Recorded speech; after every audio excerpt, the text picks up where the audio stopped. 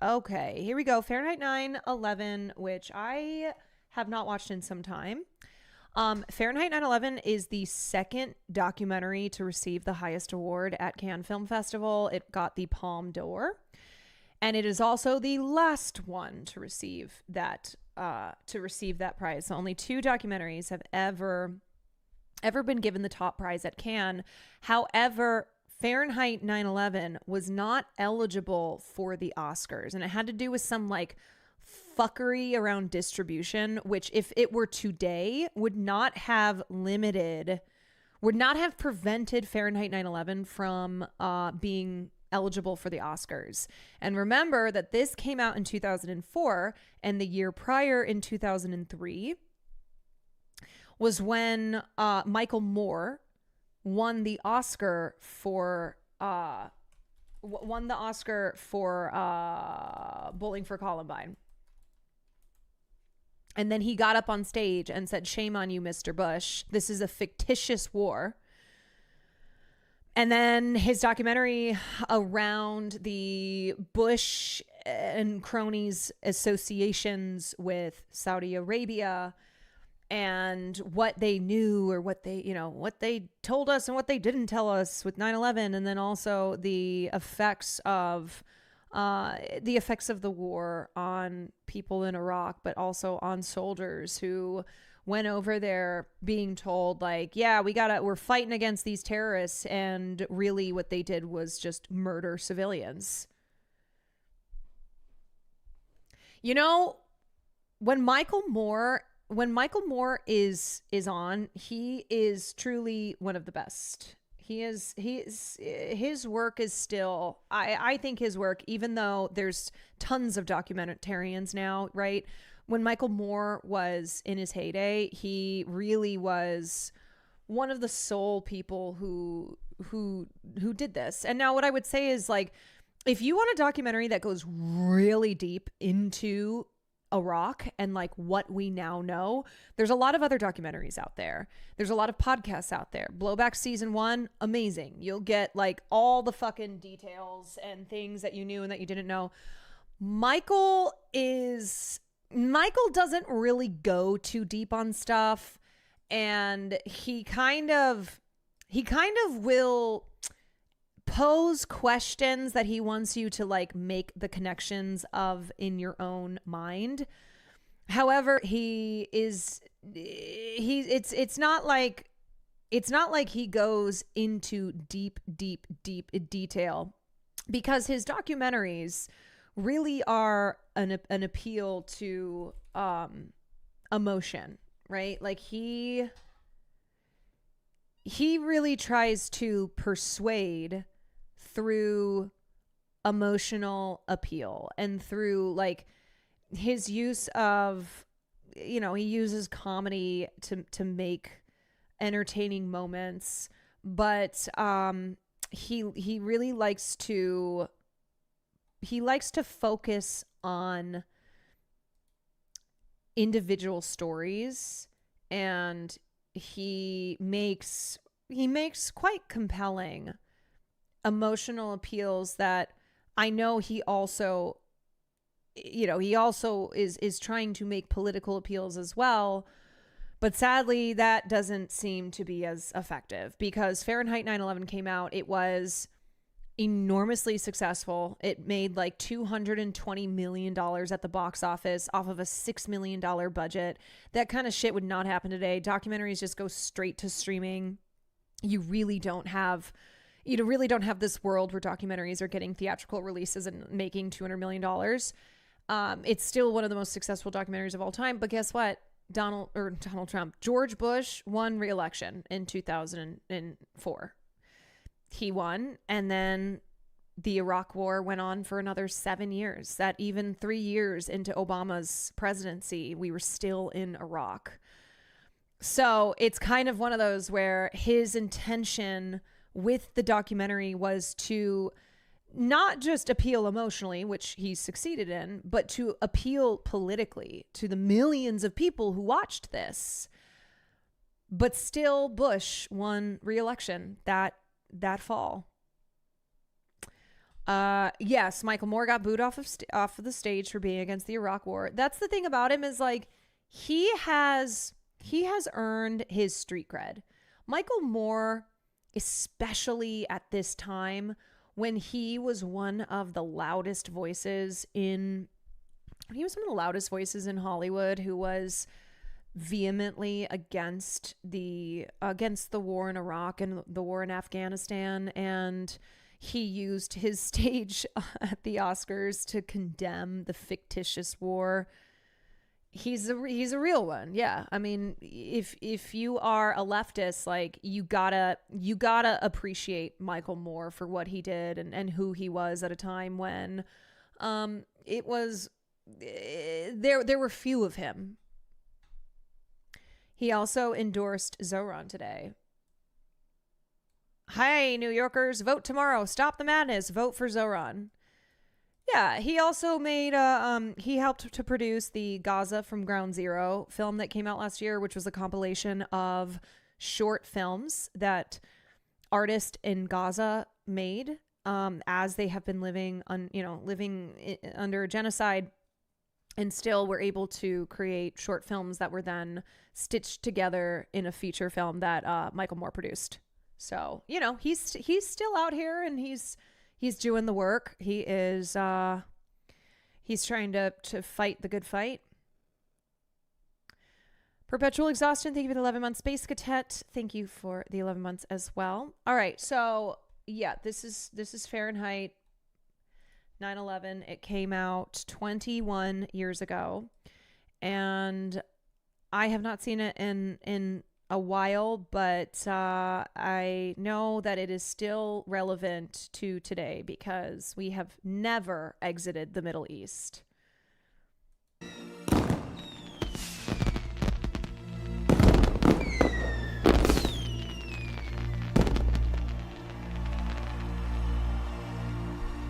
Was it all just a dream? It was all a dream. You, Florida. Thank you. Did the last 4 years not really happen? Look, there's Ben Affleck. He's often in my dreams. And the taxi driver guy, he was there too. And little Stevie Wonder, he seemed so happy, like a miracle had taken place. Was it a dream? Or was it real? It was election night 2000, and everything seemed to be going as planned. In New York, Al Gore is our projected winner. The Garden State is green for Gore. We project that Mr. Gore is the winner in Delaware. This state has voted with the winner in Excuse me 1 second. I'm so sorry to interrupt you. Mike, you know I wouldn't do this if it weren't big.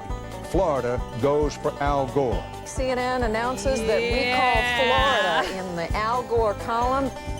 Then something called the Fox News Channel called the election in favor of the other guy. I interrupt you. Fox News now projects George W. Bush the winner in Florida, and thus it appears the winner of the presidency of the United States. All of a sudden, the other network said, hey, if Fox said it, it must be true.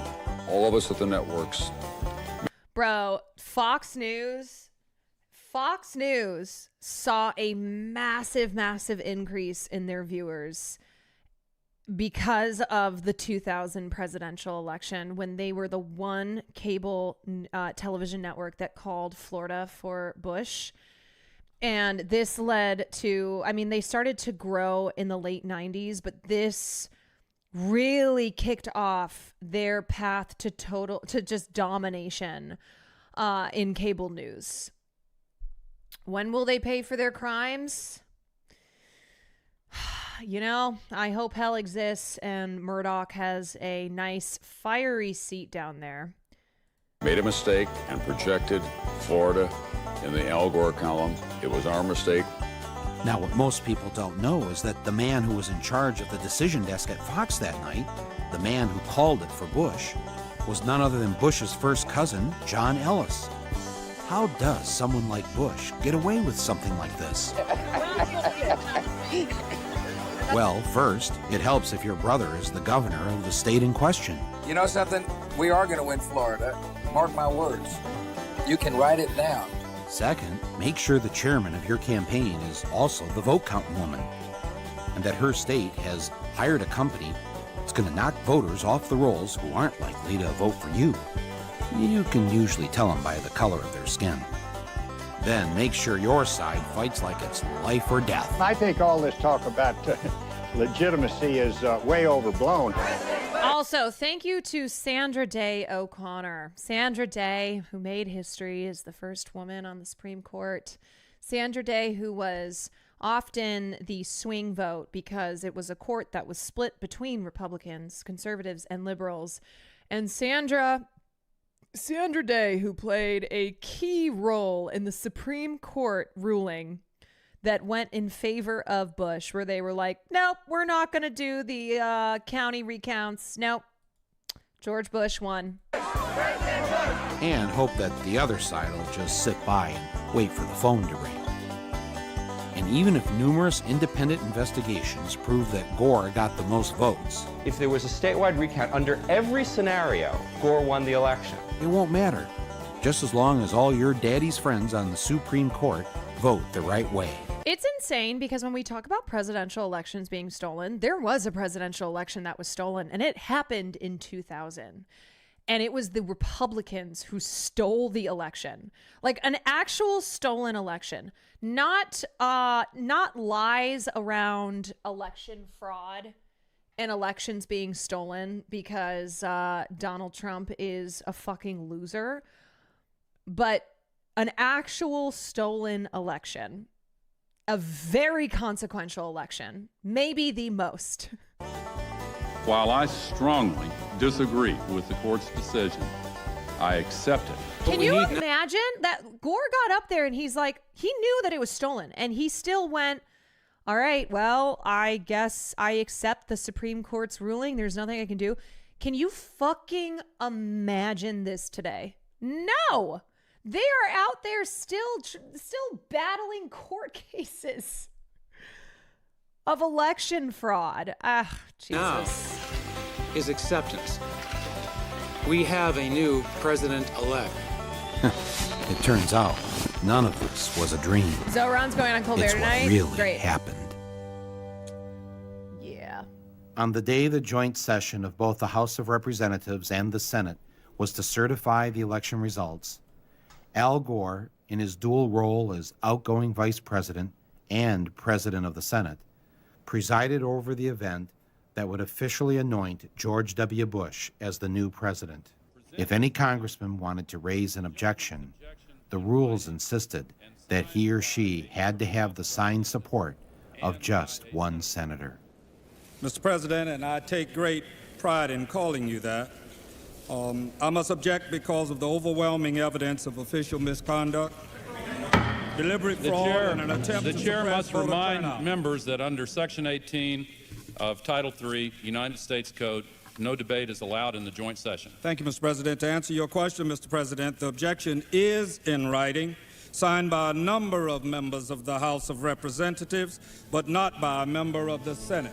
Mr. President, it is in writing and signed by several House colleagues on behalf and myself of the 27,000 voters of Duval County, in which 16,000 of them are African Americans that was disenfranchised in this last election. Is the objection signed by a member of the Senate? Yeah. Not signed. You want to talk about election fraud? How about the disenfranchisement of black voters in this country? I mean, man, especially in 2000 when in Florida, the amount of fuckery that they pulled to keep black voters from having their votes count. Signed by a member of the Senate is missing. Mr. President, it is in writing and signed by myself on behalf of many of the diverse constituents in our country, especially those in the 9th Congressional District, and all American voters who recognize that the Supreme Court, not the people of the United States, decided this election. Is the objection signed by a senator? Unfortunately, Mr. President, it is not signed by one single senator. Unfortunately, I have no authority over the United States Senate, and no senator has signed. Mr. President, it is in writing and signed by myself and several of my constituents from Florida. A senator is needed, but missing. Is the objection in writing and signed by a member of the House and a senator. The objection is in writing, and I don't care that it is not signed by a member of the Senate. The chair will advise that the rules do care, and the signature of the senator. Not a single senator came to the aid of the African Americans in Congress. One after another, they were told to sit down and shut up. And it's a sad day in America, Mr. President, when we can't find a senator to sign The gentleman objections. will suspend. Won't sign objections, Mr. President. The gentleman will suspend. Inauguration coverage, 2001, on a nasty, but it could be worse kind of day in Washington. Where do we want justice? Where do we want it? On the day George W. Bush was inaugurated, tens of thousands of Americans poured into the streets of D.C. in one last attempt to reclaim what had been taken from them. They pelted Bush's limo with eggs and brought the inauguration parade to a halt. The plan to have Bush get out of the limo for the traditional walk to the White House was... You know what's crazy? To look back on this time and see how people protested Bush. And then how when people protest at like 1/8 of this speed, that it's oh my God, we're so up in arms. Oh, America has fallen to ruin. Scrapped. Bush's limo hit the gas. People were fucking throwing eggs at Bush's limo. They were rioting in the streets. They were furious.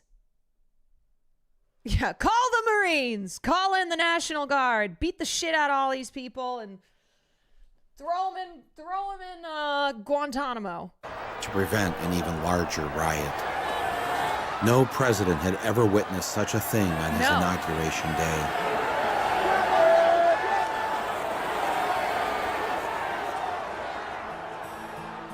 And for the next 8 months, it didn't get any better for George W. Bush. He couldn't get his judges appointed. He had trouble getting his legislation passed, and he lost Republican control of the Senate. His approval ratings in the polls began to sink. He was already beginning to look like a eggs lame in duck this president. economy? Yep. Today, people are like, eggs, not at these prices. I'm not throwing eggs at Donald Trump. That's like 3 hours of work for me. With everything going wrong, he did what any of us would do. He went on vacation.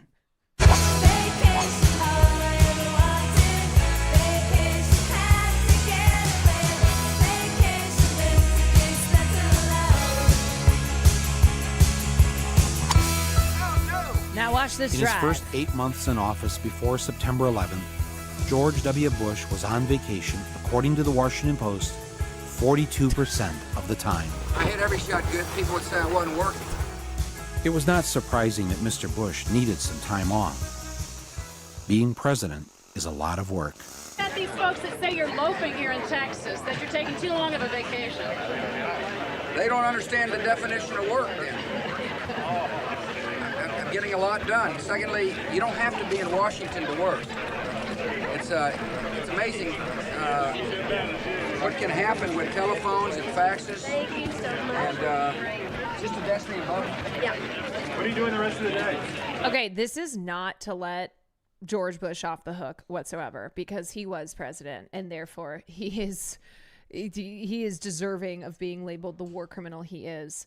But George Bush, you got to remember that he was not like his father, and he was not like the people around him, the Dick Cheneys, etc.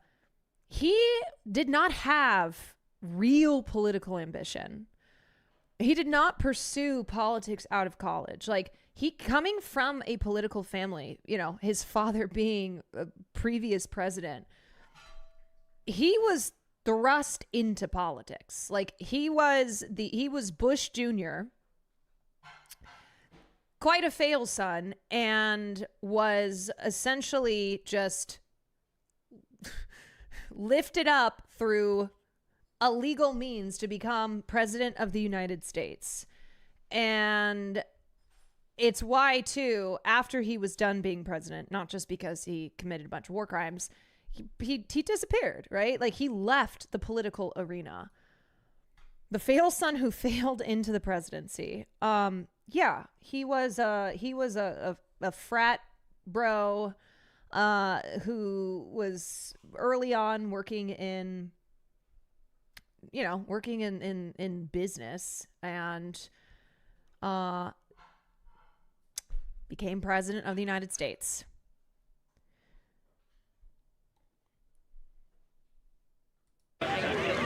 Karen Hughes is coming over. We're working on some things. And she'll be over here. We're working on a few things, a few matters. George Bush did the reverse. Hillary did war crimes and then painting. You'll see. I mean, there'll be some decisions that I will have made while I'm here, and we'll be announcing them as time goes on. The first time I met him, he had some good advice for me. Governor Bush, it's Michael Moore. Behave yourself, will you? Don't find real work. And work was something he knew a lot about. Anybody want some grits? Relaxing at Camp David, yachting off Kennebunkport. How you doing? Or being a cowboy on the ranch in Texas. I love the nature. I love to get in the pickup truck with my dogs. Oh, hi. George Bush spent the rest of August at the ranch, where life was less complicated. Armadillo loved to dig the soil looking for bugs. Hell yeah. And I love the nature. I went out there the other day, and there was Barney buried in his hole, chasing an armadillo. It was a summer to remember. And when it was over, he left Texas for his second favorite place. On September 10th, he joined his brother in Florida, Brother Jeb, where they looked at files and met important Floridians. He went to sleep that night in a bed made with fine French linens.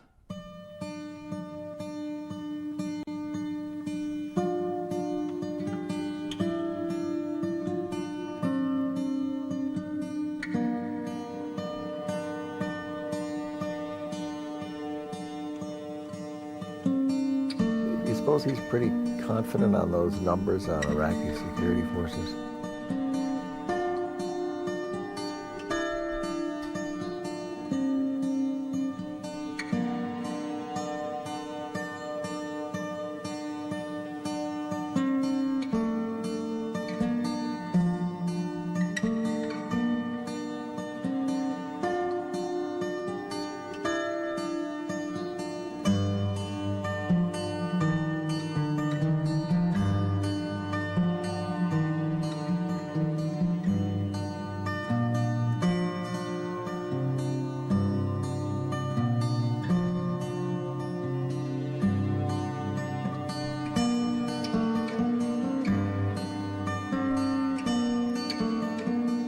So in case you don't remember, but when Fahrenheit 9/11 when it was finished, Disney was doing everything that they could to block the distribution of Fahrenheit 9/11.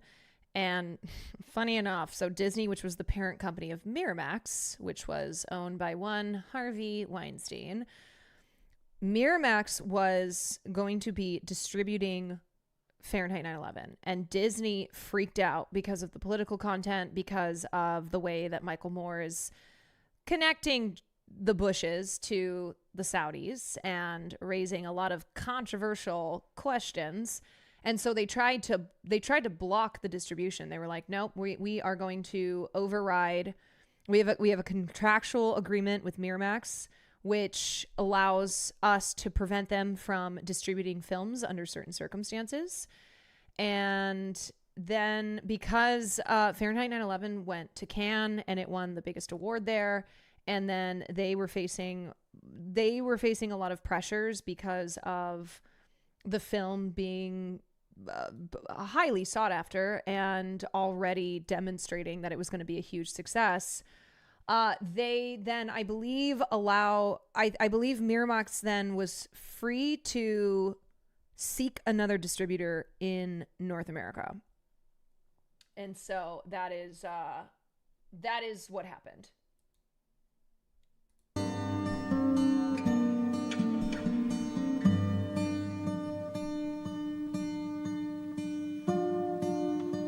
Wonder Gal, thank you for the gifted.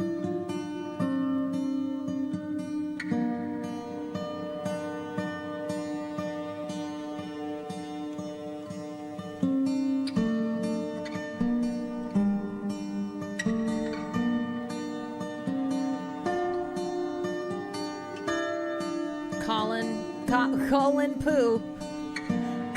Pooh.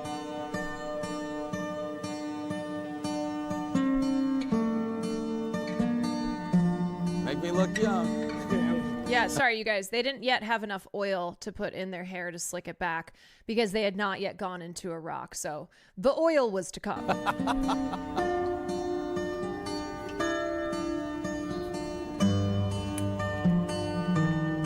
So they had to use spit.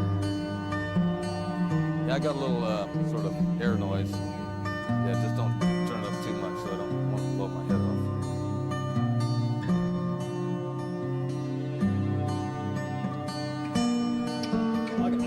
I got a mic here if they want to hear. Testing 1 2. This is the Oval Office. We're testing 1 2. Testing 1 2. This is the Oval Office. Testing 1 2 3 4 5. Bandit D, thank you.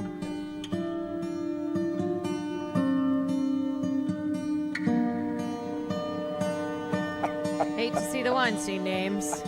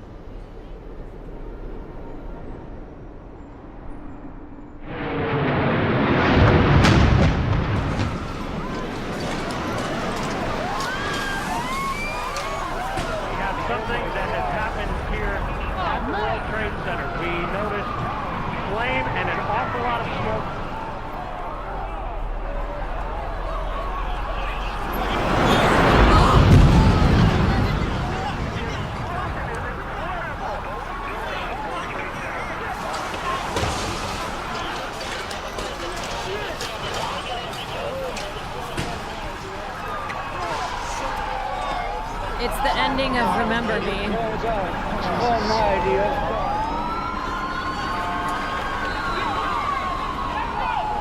Do I have any 9/11 memories? Yeah. I was in 3rd grade, and I remember driving in the car with the people that we carpooled with, and they were listening on the radio in very hushed tones.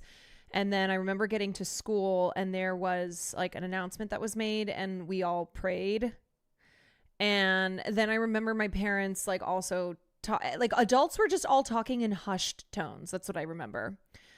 And I was living in Iowa at the time, but remember that there was a very a lot of people believed that New York was the beginning. They thought that even if you lived in Iowa, that you were under threat. Of course, you know, the major cities, Chicago, Los Angeles, they enacted like lockdowns, but it was instant paranoia. Yes, everybody across the country was gripped in the throes of paranoia and just total disbelief.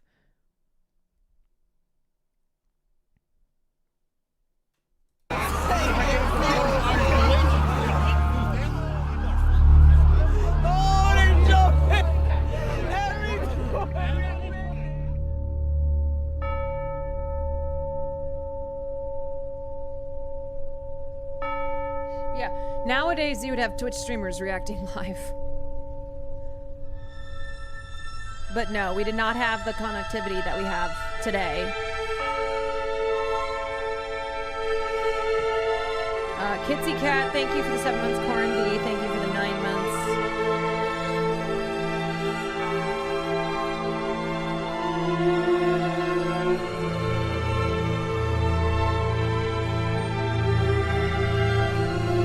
Born too late to remember 9/11, born just in time to make 9/11 jokes.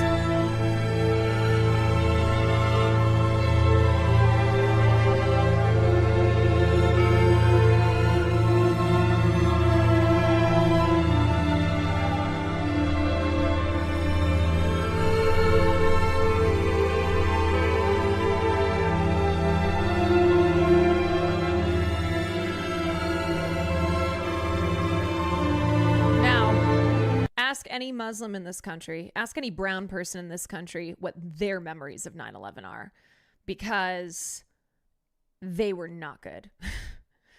the way that people in this country immediately turned, you know, if they were not already harboring anti-Muslim sentiments, I mean, it was like neighbors turning on neighbors. Just if you were a brown kid in school, sorry, it was basically a good luck. It was just insane. I mean, yeah, like truly any remotely brown person was seen as a perpetrator of the worst terrorist attack on U.S. soil.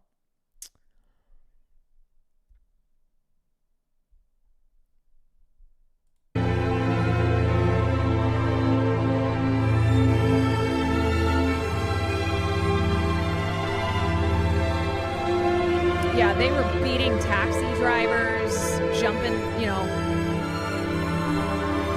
people when they were coming home from work.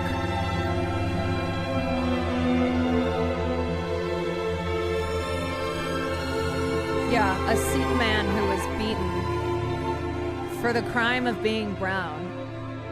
On September 11th, 2001, nearly 3,000 people, including a colleague of mine, Bill Weems, were killed in the largest foreign attack ever on American soil.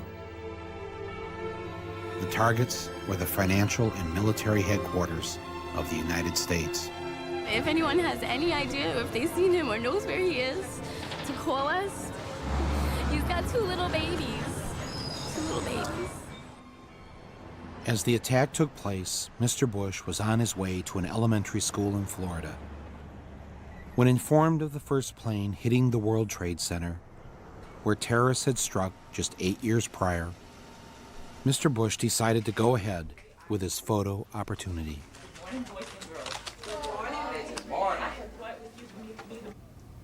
Wasn't 24 the TV show a huge part of feeling Islamophobia? So 24 happened after 9/11, but it certainly seized on the culture, which was one where extreme jingoism, patriotism was dominating the culture, where country music had a big resurgence, where like radio stations would not play music by like metal bands, by anybody who was counterculture, anybody who was like raging against the machine, and instead was playing the music of country artists who were singing about, killing bin Laden. 24 was a show that was extremely popular. I mean, I remember watching this show with my best friend's family, which we would record on TiVo, and it fed into those sentiments where it was all about protecting your country. It was all about, fighting the bad guys of course being brown. And then we saw the continuation of this with shows like Homeland. The way that pop culture changed after 9/11, in part because of what was allowed, what was actually greenlit and what was, what the public was exposed to. And also because of people who seized on the moment to to make things that would resonate with the general public. TiVo mention. Read this word the fast way. Get ready. Man. Yes, man. Get ready. Man. Yeah. Okay, get ready to read the words on this page without making a mistake. When the second plane hit the tower, his chief of staff entered the classroom and go. told Mr. Bush, the nation is under attack. Mr. President, a second plane has hit the towers. Not knowing what to do, with no one telling him what to do, and no Secret Service rushing in to take him to safety, Mr. Bush just sat there and continued to read My Pet Goat with the children. My pet goat.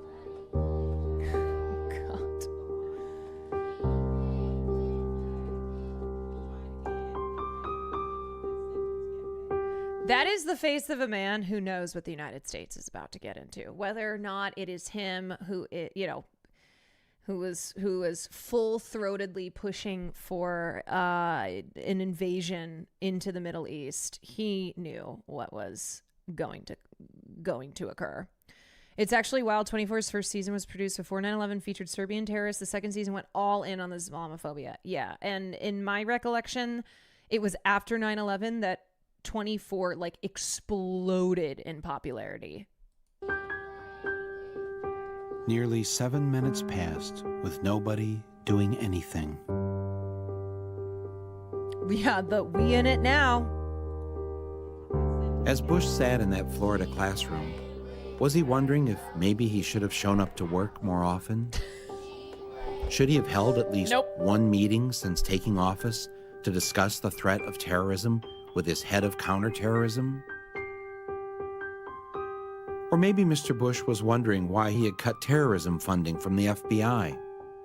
Or perhaps he just should have read the security briefing that was given to him on August 6, 2001, which said that Osama bin Laden was planning to attack America by hijacking airplanes. But maybe he wasn't worried about the terrorist threat because the title of the report was too vague. I believe the title was Bin Laden Determined to Attack Inside the United States. Oh, Condi. A report like that Where's Condi? might make some men jump. But as in days past, George W. just went fishing. As the minutes went by, George Bush continued to sit in the classroom. Was he thinking, I've been hanging out with the wrong crowd? Which one of them screwed me? Was it the guy my daddy's friends delivered a lot of weapons to? Was it that group of religious fundamentalists who visited my state when I was governor? Or was it the Saudis? Damn, it was them. I think I better blame it on this guy.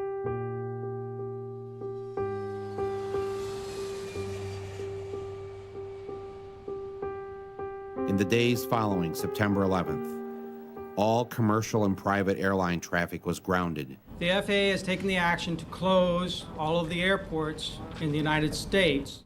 Even grounding the president's father, former President Bush. Antonin Scalia cited 24 in his decision defending the U.S.'s use of torture. Yeah, love to have a powerful Supreme Court justice citing a fictional show that stars Kiefer Sutherland as a line of reasoning for why torture is sanctioned.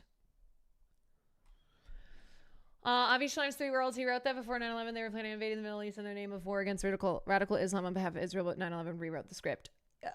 Yeah, I think it's well, should be well known that 9/11 was not suddenly what put the Middle East on the map. No. This had been decades, okay? We've been talking about Iran a lot the last week because of the U.S. and Israel's war in Iran. They have been wanting to seize Iran for decades. This has been going on since 1953. So it was not that, 9/11 happened and now we're going to change course here and invade the Middle East because we have to stop the war on terror. No, this was an excuse. This was an excuse. And we know this was an excuse for many reasons, but one being that they lied.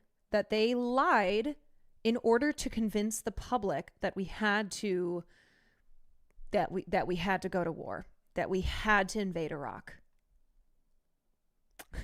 Jack Bauer saved Los Angeles. He saved hundreds of thousands of lives. Are you going to convict Jack Bauer? Say that criminal law is against him? Rest in piss. Flight forced to land in Milwaukee. Thousands of travelers were stranded, among them Ricky Martin, due to appear at tonight's Latin Grammy Awards. Not even Ricky Martin could fly. Not even Ricky Martin could But really, fly. who wanted to fly? No one. Except the Bin Ladens. We gotta get out of this place. If it's the last thing we ever do. We had some airplanes authorized at the highest levels of our government to fly to pick up Osama bin Laden's family members and others from Saudi Arabia and transport them out of this country.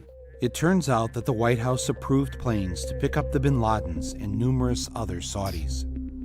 At least 6 private jets and nearly 24 commercial planes carried the Saudis and the Bin Ladens out of the U.S.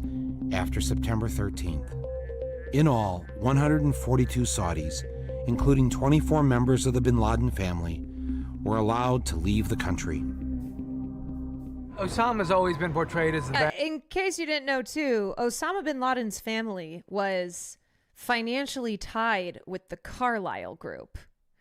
And it was after 9/11, it wasn't until like October, that they severed those financial ties because of the investment being criticized due to speculation that the family would profit from increased military spending as America went to war against terrorism.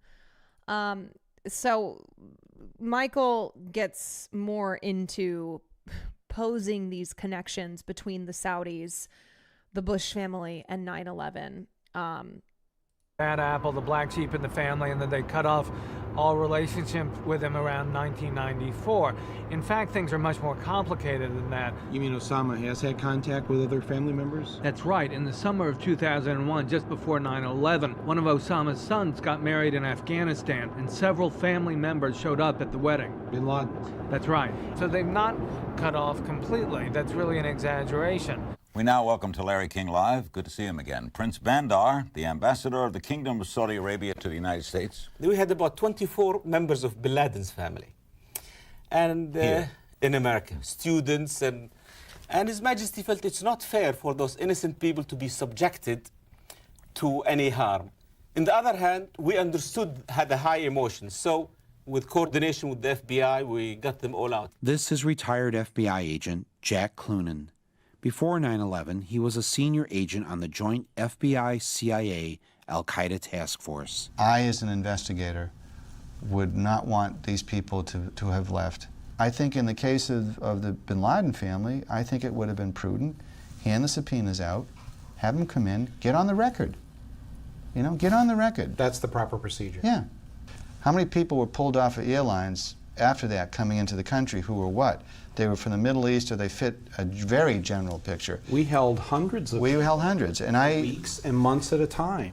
Did the authorities do anything when the Bin Ladens tried to leave the country? No, they were identified at the airport. They looked at their passports, and they were identified. Well, that's what would happen to you or I if we were leaving the country. Exactly. So a little interview, check the passport, what else? Nothing. I don't know about you, but usually when the police can't find a murderer, don't they usually want to talk to the family members to find out where they think he might be? You have no idea where your husband might be. Well, if you should hear anything, let us know, will you? You willing to come downtown and give us a statement? This gonna take long. You got the time? Mine's worth money, yours isn't. Send in a bill. I asked you a question. You're here to answer them, not ask them. Now, you listen to me, cop. I pay your salary. All right, sit down. Listen here, buddy. Yeah, that's how cops do it. What was going on here? I think we need to know a lot more about that. That needs to be the subject of a significant investigation. What happened? How did it happen? Why did it happen? And who authorized it?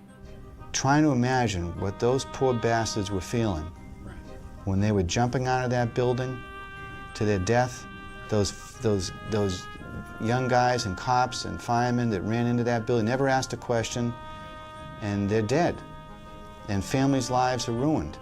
And they'll never have peace. That's right. And if I had to inconvenience a member of the bin Laden family with a subpoena or a grand jury, do you think I'd lose any sleep over it? Not for a minute, Mike. No one would question it. No, it's right. Not even the biggest civil libertarian. No, it's no just, one would question it's just, you know, you got a lawyer, fine. Counsel, fine. Mr. bin Laden, this is why I'm asking you. It's not because I think that you're anything. I just want to ask you the questions that I would anybody. Right. And that's all. None of this made any sense. Can you imagine in the days after the Oklahoma City terrorist bombing, President Clinton helping to arrange a trip out of the country for the McVeigh family? What do you think would have happened to Clinton if that had been revealed? Bandar, do you know the bin Laden family? I do very well. What are they like? They're really lovely human beings. He is the only one I don't know him well, but I met him only once. What was the circumstance under which you met him? This is ironic. In mid-80s, if you remember, we in the United States were supporting the Mujahideen to liberate Afghanistan from the Soviets. Oh, yes. He came to thank me for my efforts. That's what it was all to about. bring the Americans, our friends, to help us against the atheist, he said, the communist. Isn't it ironic? In other words, he came to thank you for helping bring America to help him. And now he may be responsible for bombing America. Absolutely. What did you make of him when you met him? I was not impressed, to be honest with you. Not impressed? No, I thought he was simple and very quiet guy. A simple and quiet guy. So, yeah, remember that when the United States got involved in Afghanistan, when they intervened in Afghanistan, this started during the Cold War, and both the Soviets and the U.S. first got involved via infrastructure investments and then eventually military intervention. And once the U.S. determined that the Soviets posed enough of a threat, that the political leaders in Afghanistan were leaning a bit too far towards the Soviet side, that's when they kicked the military intervention into gear. And they supported insurgency groups. And those groups eventually came to form Al-Qaeda. So that is why when people talk about how the United States bears responsibility for the emergence of Al-Qaeda, which then was headed up by bin Laden, it's because it goes back to the U.S.'s intervening in Afghanistan all the way back in the Cold War. So dating back to the 50s and 60s. Yes, ISIS as well. I mean, this is a common tale where these extremist groups have been propped up and were initially funded by empires like the US in order to help control their interests in the region, because they wanted to regime change, because they wanted to make sure that the current government wasn't going to ally with the Soviets. And so they needed to come in and split the government into various factions. And that, of course, has led to the decades-long instability in Afghanistan. And then, of course, you had the Taliban come into power. Side note, I just found out this movie was released on my birthday in Australia. Wow. So much of our involvement in Afghanistan was embarrassment over Vietnam and wanting to make the Soviets have their own Vietnam. Yeah, we were eyeing the footholds that the Soviets were gaining in Afghanistan and did not want Afghanistan to not be aligning with Western interests. Whose family just happened to have a business relationship with the family of George W. Bush. Is that what he was thinking about? Because if the public knew this, it wouldn't look very good. Was he thinking, you know, I need a big black marker? In early 2004, in a speech during the New Hampshire primary, I called George W. Bush a deserter from his time in the Texas Air National Guard. In response, the White House released his military records in the hopes of disproving the charge. What Bush didn't know is that I already had a copy of his military records, uncensored, obtained in the year 2000. And there is one glaring difference between the records released in 2000 and those he released in 2004. A name had been blacked out. In 1972, 2 airmen were suspended for failing to take their medical examination. One was George W. Bush. And the other was James R. Bath. Oh, Michael Moore's in a 2000, legendary the hater. documents show both names. But in 2004, Bush and the White House had Bath's name blacked out. Why didn't Bush want the press and the public to see Bath's name on his military records? Perhaps he was worried that the American people would find out that at one time James R. Bath was the Texas money manager for the Bin Ladens. Bush and Bath had become good friends when they both served in the Texas Air National Guard. After they were discharged, when Bush's dad was head of the CIA, Bath opened I up like that he just keeps referring to George H. as Bush's dad. his own aviation business after selling a plane to a man by the name of Salam bin Laden, heir to the second largest fortune in Saudi Arabia, the Saudi bin Laden Group. W at that time was just starting off in the world as a businessman. Because he's a guy who's always tried to emulate his father, he decided to go into the oil business. He founded an oil company, a drilling company out in West Texas called Arbusto, which was very, very good at drilling dry holes that nothing came out of. But the question has always been, where did this money come from? Now, his dad was rich. His dad could have done this for him, but his dad didn't do this for him. There's no indication that Daddy wrote a check to start him off in this company. So where did George W. Bush get his money? I'm George Bush. One person who did invest in him was James R. Bath.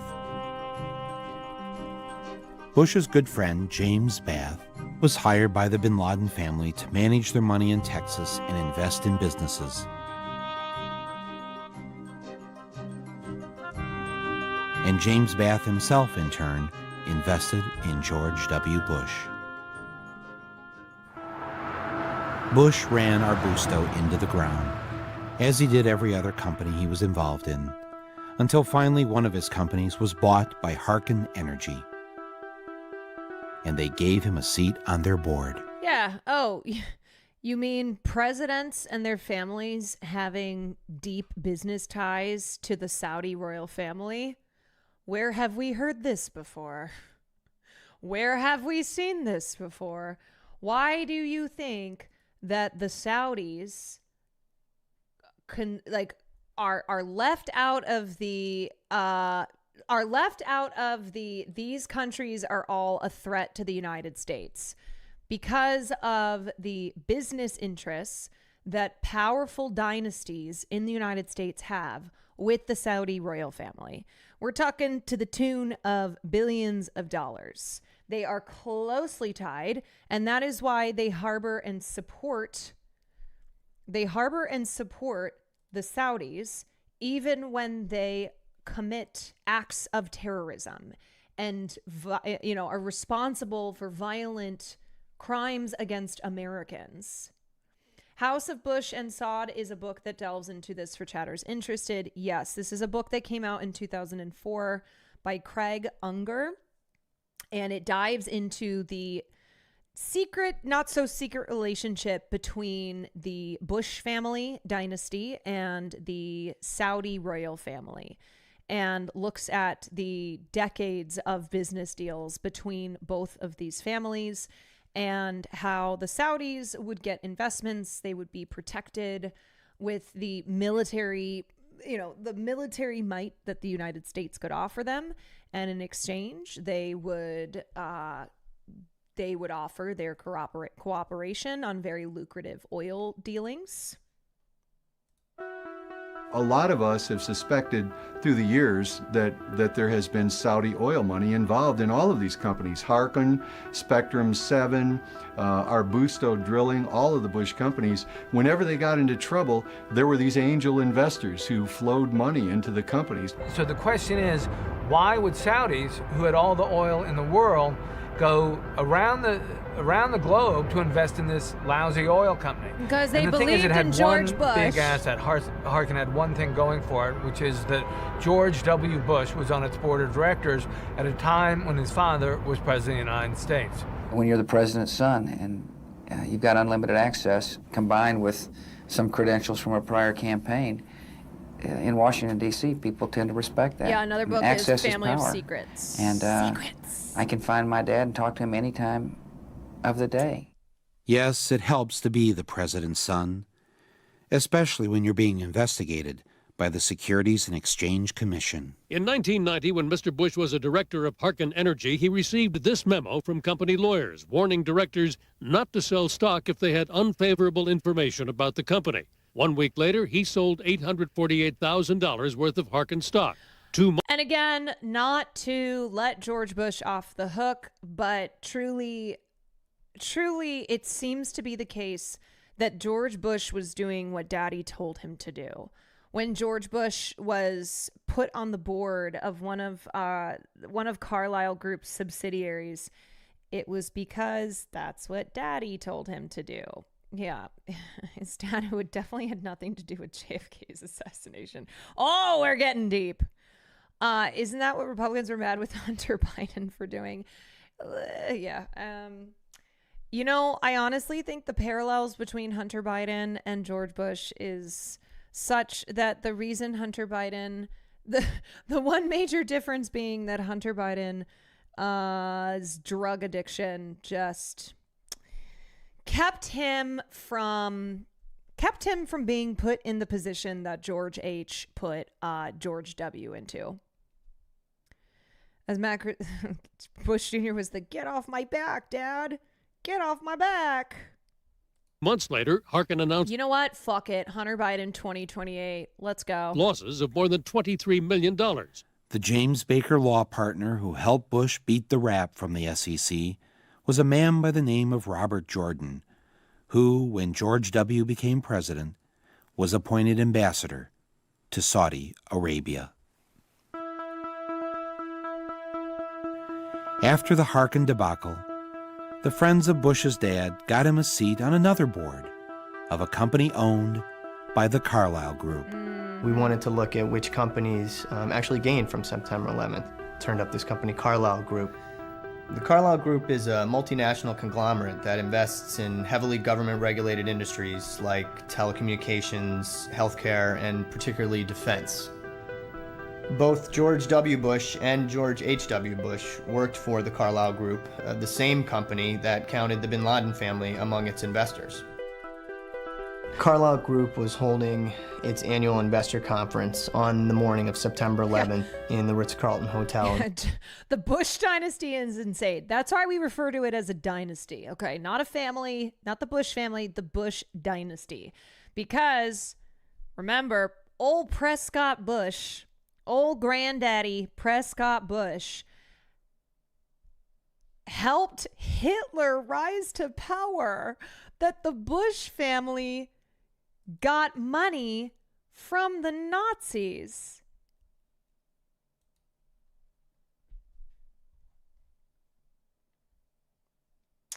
You know, just some red-blooded Americans. I'm sorry, what? Oh yeah.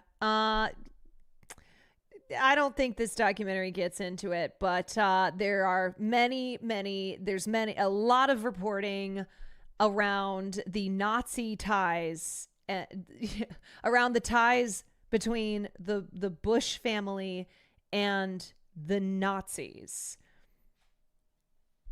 Their extensive business relations that meant that the Bush family benefited financially from the Holocaust.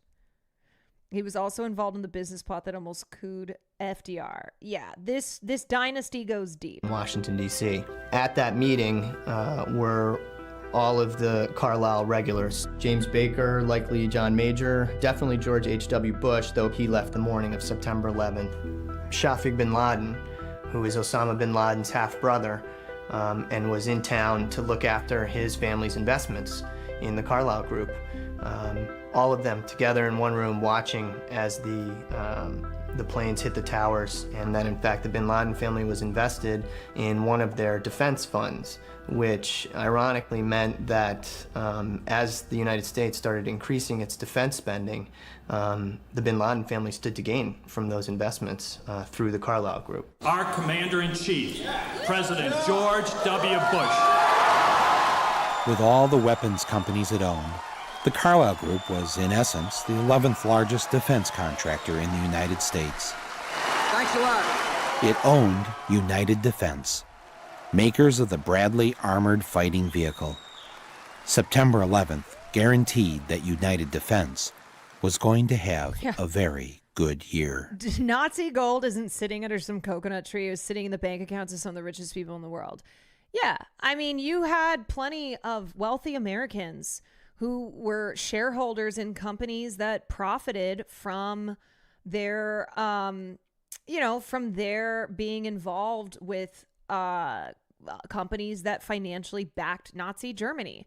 I mean, look at the parallels today, right? Look at the fucking universities that are being protested by the very students who go there because of their investments with companies that are contributing to the genocide of Palestine. Why do you think the calls are for divesting from Israel and from companies that are profiting off of genocide? So this is not something new, and it also should not be something entirely shocking, because that's how it's gone. All these things. Okay. All right. Just 6 weeks after 9/11, Carlyle filed to take United Defense public, and in December made a one-day profit of $237 million. But sadly, with so much attention focused on the bin Laden family being important Carlyle investors, the bin Ladens eventually had to withdraw. Bush's dad, though, stayed on as senior advisor to Carlyle's Asia board for another 2 years. As unseemly as it seems to know that George H.W. Bush was meeting with the bin Laden family while Osama was a wanted terrorist well before September 11th. It's very discomforting for Americans to know that. George H.W. Bush is a man who has obviously incredible reach into the White House. He receives daily CIA briefings, which is the right of any ex-president, but very few ex-presidents actually exercise that right. He does. And I think in a very real way, they are benefiting from the confusion that arises when George H.W. Bush visits Saudi Arabia on behalf of Carlyle and meets with the royal family and meets with the bin Laden family. Is he representing the United States of America? Or is he representing an investment firm in the United States of America, or is he representing both?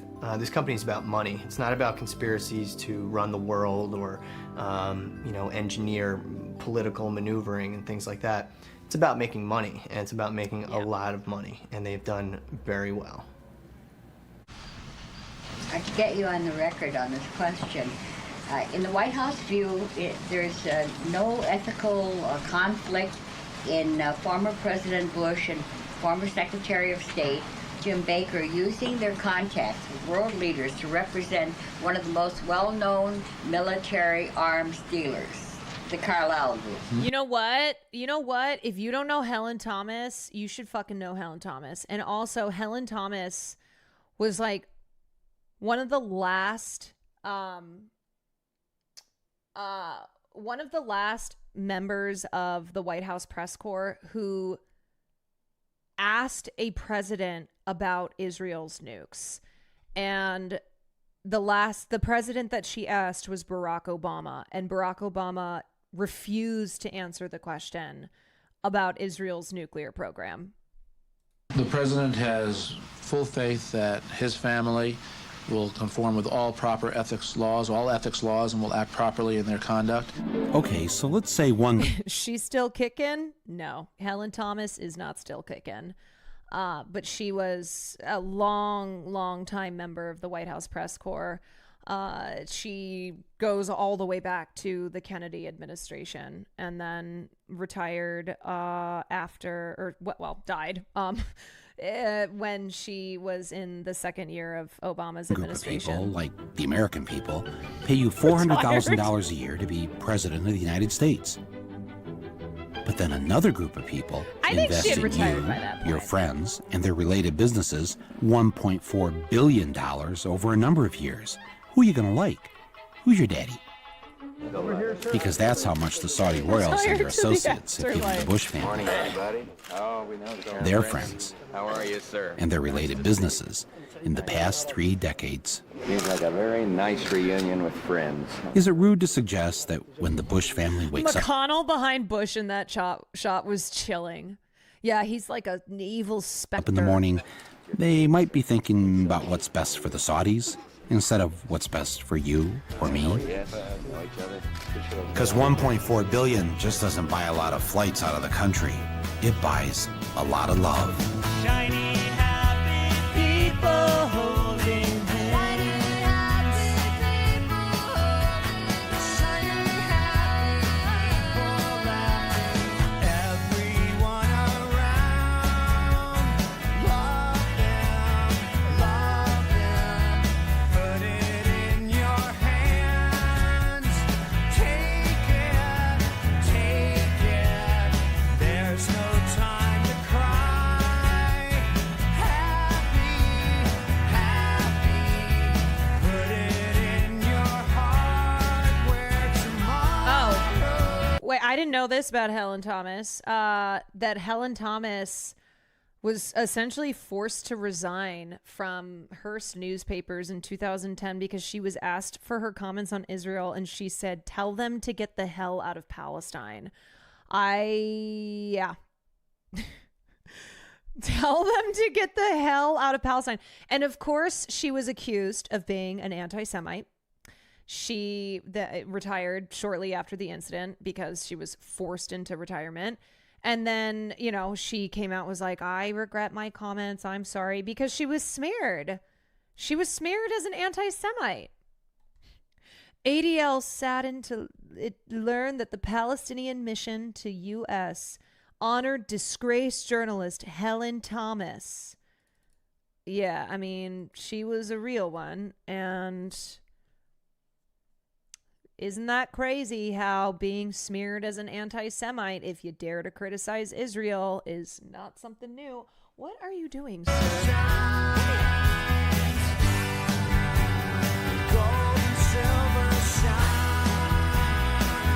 Under all the noise. Thank you for 5 months. Sooner or later, this special relationship with a regime that Amnesty International condemns as a widespread human rights violator would come back to haunt the Bushes. Now, after 9/11, it was an embarrassment, and they preferred that no one ask any questions. The investigation should have begun on September 12th. There's no reason why it shouldn't have. 3,000 people were dead. It was a murder, and it should have gotten started immediately. First, Bush tried to stop Congress from setting up its own 9/11 investigation. It's important for us to not reveal how we collect information. That's what the enemy wants. And we're fighting an enemy.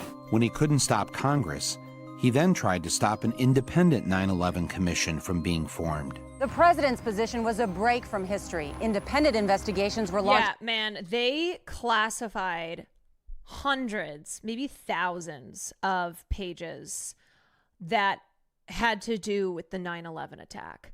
And I don't know if everyone knows this, but for 24 years, the families of September 11th victims have been seeking accountability from Saudi Arabia. So they sued Saudi Arabia. This was after the JASTA bill. So this was the Justice Against Sponsors of Terrorism Act. JASTA was passed by Congress, and Obama tried to veto this bill, but Congress overrode the veto.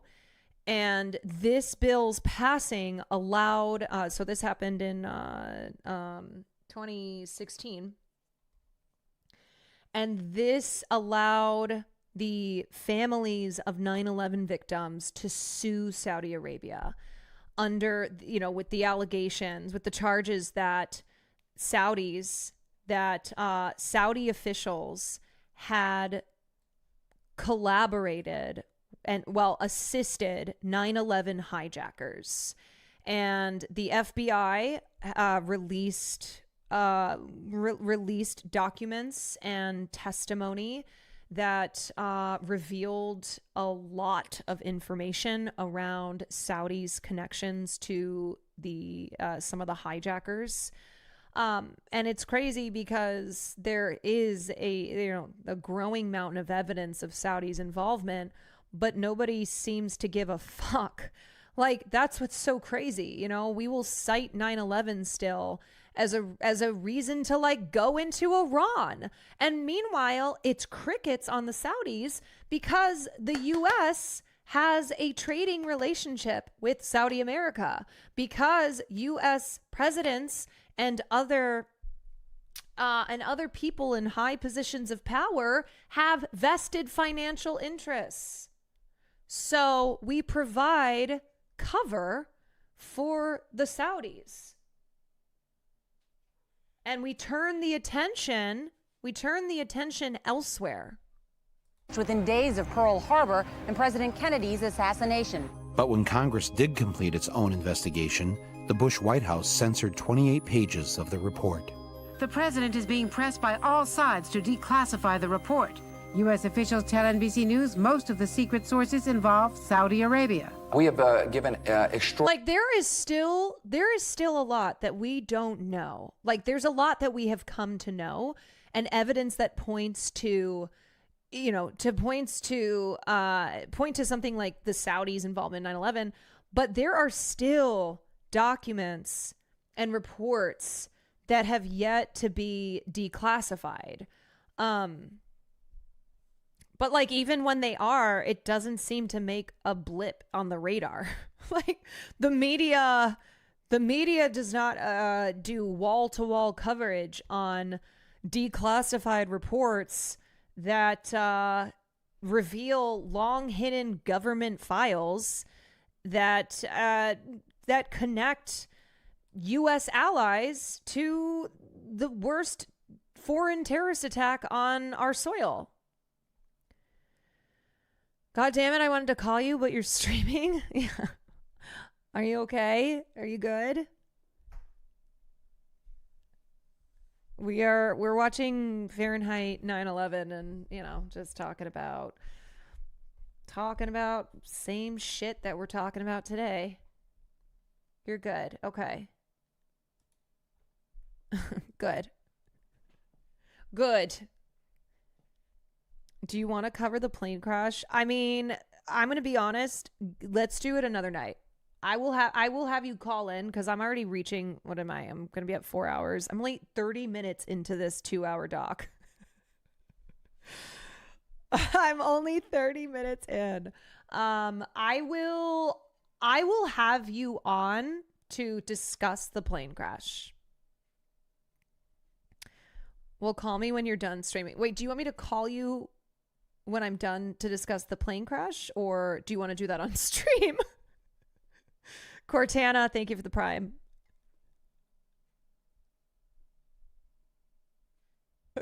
God damn it, I wanted to call you, but you're streaming. I love that you're like, hey, call me afterwards. We got to discuss the plane crash.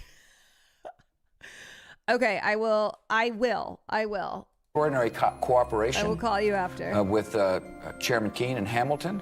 We haven't gotten the materials we needed, and we certainly haven't gotten them in a timely fashion. The deadlines we set have passed. Will you testify before the commission? This commission? You know, I don't testify. I mean, I'd be glad to visit with them. What it will do is the hole that's in my heart and has been in my heart since September 11th. Yeah, man. I lost my husband 15 years. I'm now by myself. I need to know what happened to him. I know what I got back from the autopsy. That man was my life, and I have no plan. I was taking a class, and they asked me what was I going to do in the next 5 years. Ugh. And if I'm not doing something with this, I don't know what reason I have to live. So it's very important. Very important. Okay. Ignored by the Bush administration, more than 500 relatives of 9/11 victims filed suit against Saudi royals and others. The lawyers the Saudi defense minister hired to fight the 9/11 families? The law firm of Bush family confidant, James A. Baker. And again, this came out in 2004. So Michael Moore is, he doesn't get like too down and dirty. He doesn't go into super, super extensive details, but there are a number of documentaries, podcasts, reporting, etc., that goes very deep into all of the intricacies at play here. Michael Moore touches on things, and he kind of asks questions that are with the intent of viewers making the connections in their own minds. He gets your foot in the door. But also, this happened 1 year after we invaded Iraq, and there is still information that is coming out around the events of 9/11. Like, that's, I can't imagine being a family member of a victim of 9/11, and 2 decades later, you are still seeking answers and seeking accountability, and have been blocked at multiple points by your own government. When we talk about never forget as a solemn reminder of 9/11, well, the survivors and victims' families never forget and have been pursuing transparency around the events before, during, and after, and have sought to hold those responsible who they believe played a role in that day. And remember, 15 of the 19 hijackers were Saudi citizens. And Saudi Arabia has long denied that they were involved. And the U.S. has denied it as well and said, no, they're our ally, right? They're a partner for us in the Middle East. They had no role in this. Al-Qaeda, bin Laden acted on their own. This had nothing to do. The Saudis were not involved at all. Watch Turning Point 9/11, The War on Terror for an even more exhaustive account of the entire sordid history before, during, after that date. Mike from PA went to funerals of 9/11 victims, still turn out based. That is how old Michael from Pennsylvania is. Old. I have to do it because people do it to me. So we're right here in the center of 3 important American landmarks, the Watergate Hotel and office building, the Kennedy Center over there, and the Embassy of Saudi Arabia. Yeah. How much money do the Saudis have invested in America, roughly? I've heard figures as high as $860 billion. 860 billion. Billion. That's a lot of money. A lot, yeah. And what percentage of our economy does that represent? I mean, it seems like a lot. Well, in Are you terms planning of on finishing this tonight? I don't know. I'm not sure yet. investments on Wall Street in American equities, it's roughly 6 or 7% of America. They own a fairly good slice of America. Wow. And most of that money goes into the great blue chip companies. Citigroup, Citibank is We're going to watch this documentary for the rest of my career as a streamer. For as long as I am a streamer, we will be watching this. Hello, Caroline Kwan. This is Noah Andre with the New York Times, wondering when you're going to submit your top 10 my top 10 best films of the 21st century. Easy. Twilight, Twilight 2, Twilight 3, Twilight 4 Part 1, Twilight 5. That's it. Sorry, I don't have 10. the largest stockholder is a Saudi. AOL Time Warner has big Saudi investors. So I read where like the Saudis have $1 trillion in our banks of their money. What would happen if like one day we just pulled that $1 trillion out? $1 trillion, that would be an enormous blow to the economy. Right. Mr. Moore, can I speak to you for a Give moment? subs. Fart. How are you doing? Yeah, good. How you doing? Steve Michael Kimball, Moore? Secret Hey. Service. How are you Oh, doing, how you doing, sir? Yes. We're just ascertaining information regarding. Are you doing okay. a documentary regarding Yes. the Saudi Arabia embassy or chancery?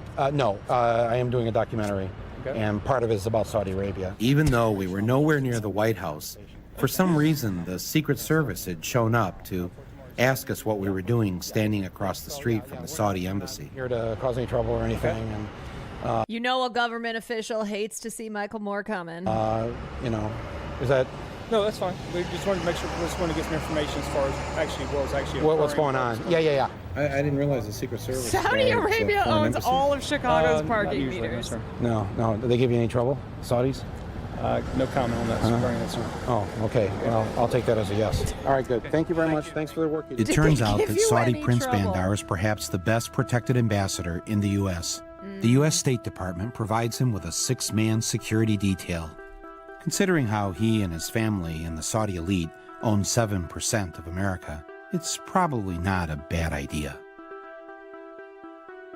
Prince Bandar was so close to the Bushes they considered him a member of the family, and they even had a nickname for him, Bandar Bush. 2 nights after September 11th, George Bush invited Bandar Bush over to the White House for a private dinner and a talk. Even though bin Laden was a Saudi, and Saudi money had funded Al-Qaeda, You know, it's like you don't hear these war hawks talking about how they need to liberate women in Saudi Arabia, right? Oh God, Saudi Arabia. We got to liberate women and the gays, you know, they need to be a democracy. No, of course not. And instead you have Trump. Remember when he said, "I'll always protect Saudi Arabia"? That he has vowed to always protect Saudi Arabia when he was running for re-election. And he's done that, certainly. He has continued the strong relationship with the Saudis. And certainly Jared Kushner and Elon Musk and other Trump cronies being photographed with members of the royal family is just because they're friends, because they're just, hanging out. and 15 of the 19 hijackers Have were you Saudis. tried being gay in Gaza? Here was the Saudi ambassador casually dining with the president on September 13th. What were they talking about? Were they commiserating or comparing notes? Why would Bandar's government block American investigators from talking to the relatives of the 15 hijackers? Why would Saudi Arabia become reluctant to freeze the hijackers' assets?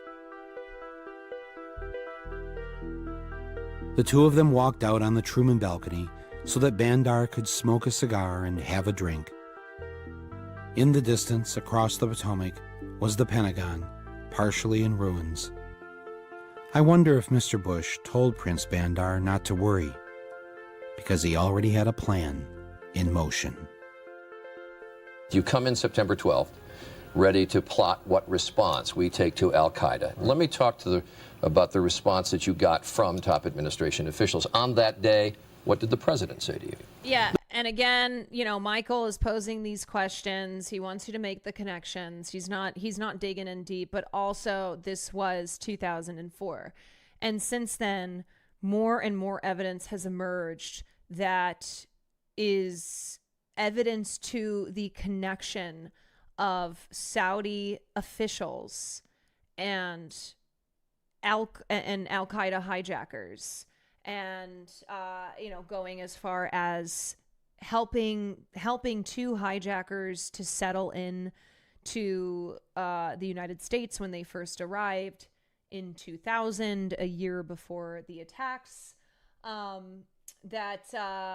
were working. That the Saudi officials were working with other religious figures who had ties to al-Qaeda and other extremist groups. And again, all of this evidence that has gathered in the last 2 decades is only because of the long-running federal lawsuit that the families of those who died and also survivors of the attacks have filed against the Saudi government. The president, in a very intimidating way, left us, me and my staff, with the clear indication. Yeah, and the question you should be asking is, why is this information coming out 2 decades later? Why wasn't this revealed in the immediate aftermath of 9/11? It was there. The FBI, FBI agents have discussed the CIA's involvement with covert operations on U.S. soil that involved the hijackers. That they have talked about how the CIA got in their way, and the CIA is not supposed to be operating on U.S. soil, but they do workarounds. They engage in covert operations that are a workaround that law that they're not supposed to operate on domestic soil. That he wanted us to come back with the word that there was an Iraqi hand behind 9/11, because they had been planning to do something about Iraq from before the time they came into office. Did he ask about any other nations other than Iraq? No, not at all. It was Iraq, Saddam, find out, get back to me. And were his questions more about Iraq than about al-Qaeda? Absolutely. Absolutely. He didn't ask me about al-Qaeda. And the reaction you got that day from the Defense Secretary, Donald Rumsfeld, from his assistant, Paul Wolfowitz? Well, Donald Rumsfeld said, when we talked about bombing the al-Qaeda infrastructure in Afghanistan, he said there were no good targets in Afghanistan. Let's bomb Iraq. And we said, but Iraq had nothing to do with this. And that didn't seem to make much difference. And the reason they had to do Afghanistan first was it was obvious that al-Qaeda had attacked us, and it was obvious that al-Qaeda was in Afghanistan. The American people wouldn't have stood by if we had done nothing on Afghanistan. No, I think they would have. New Trump tweet just dropped. Oh, God, why is this fucker still tweeting? The ceasefire is now in effect. Please do not violate it. Donald J. Trump, President of the United States. Please do not violate. Oh my God, this man talks like a toddler. What is our fucking reality? It's like a curfew, man. You guys, don't violate the ceasefire, okay? Donald Trump is asking nicely for a ceasefire that does not exist. He's just making shit up. He is literally just making shit up and posting it on Truth Social. There is no fucking ceasefire. Please do not violate it, in all caps.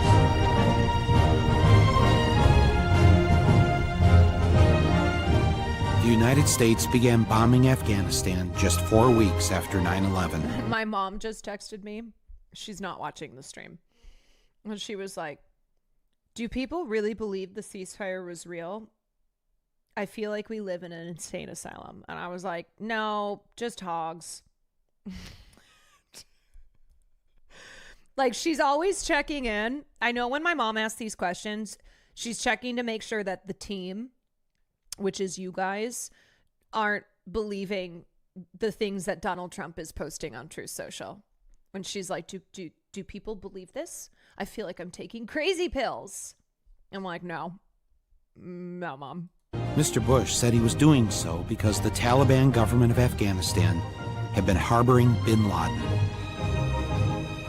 We will smoke them out of their holes. We're going to smoke them out. Smoke them out. Smoke him out of his cave.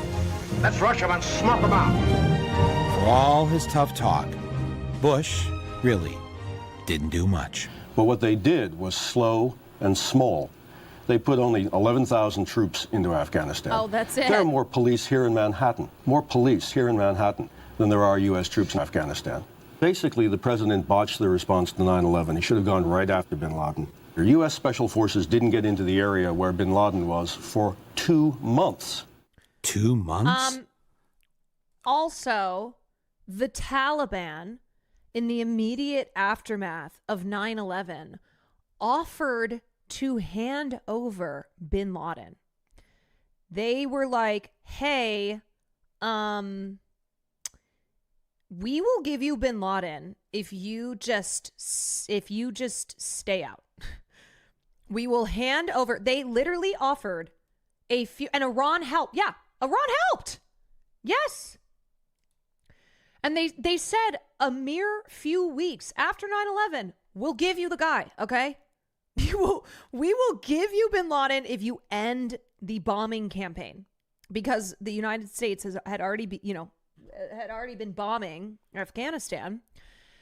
And the Bush administration said, yeah, no, I don't think so. And then they formally invaded.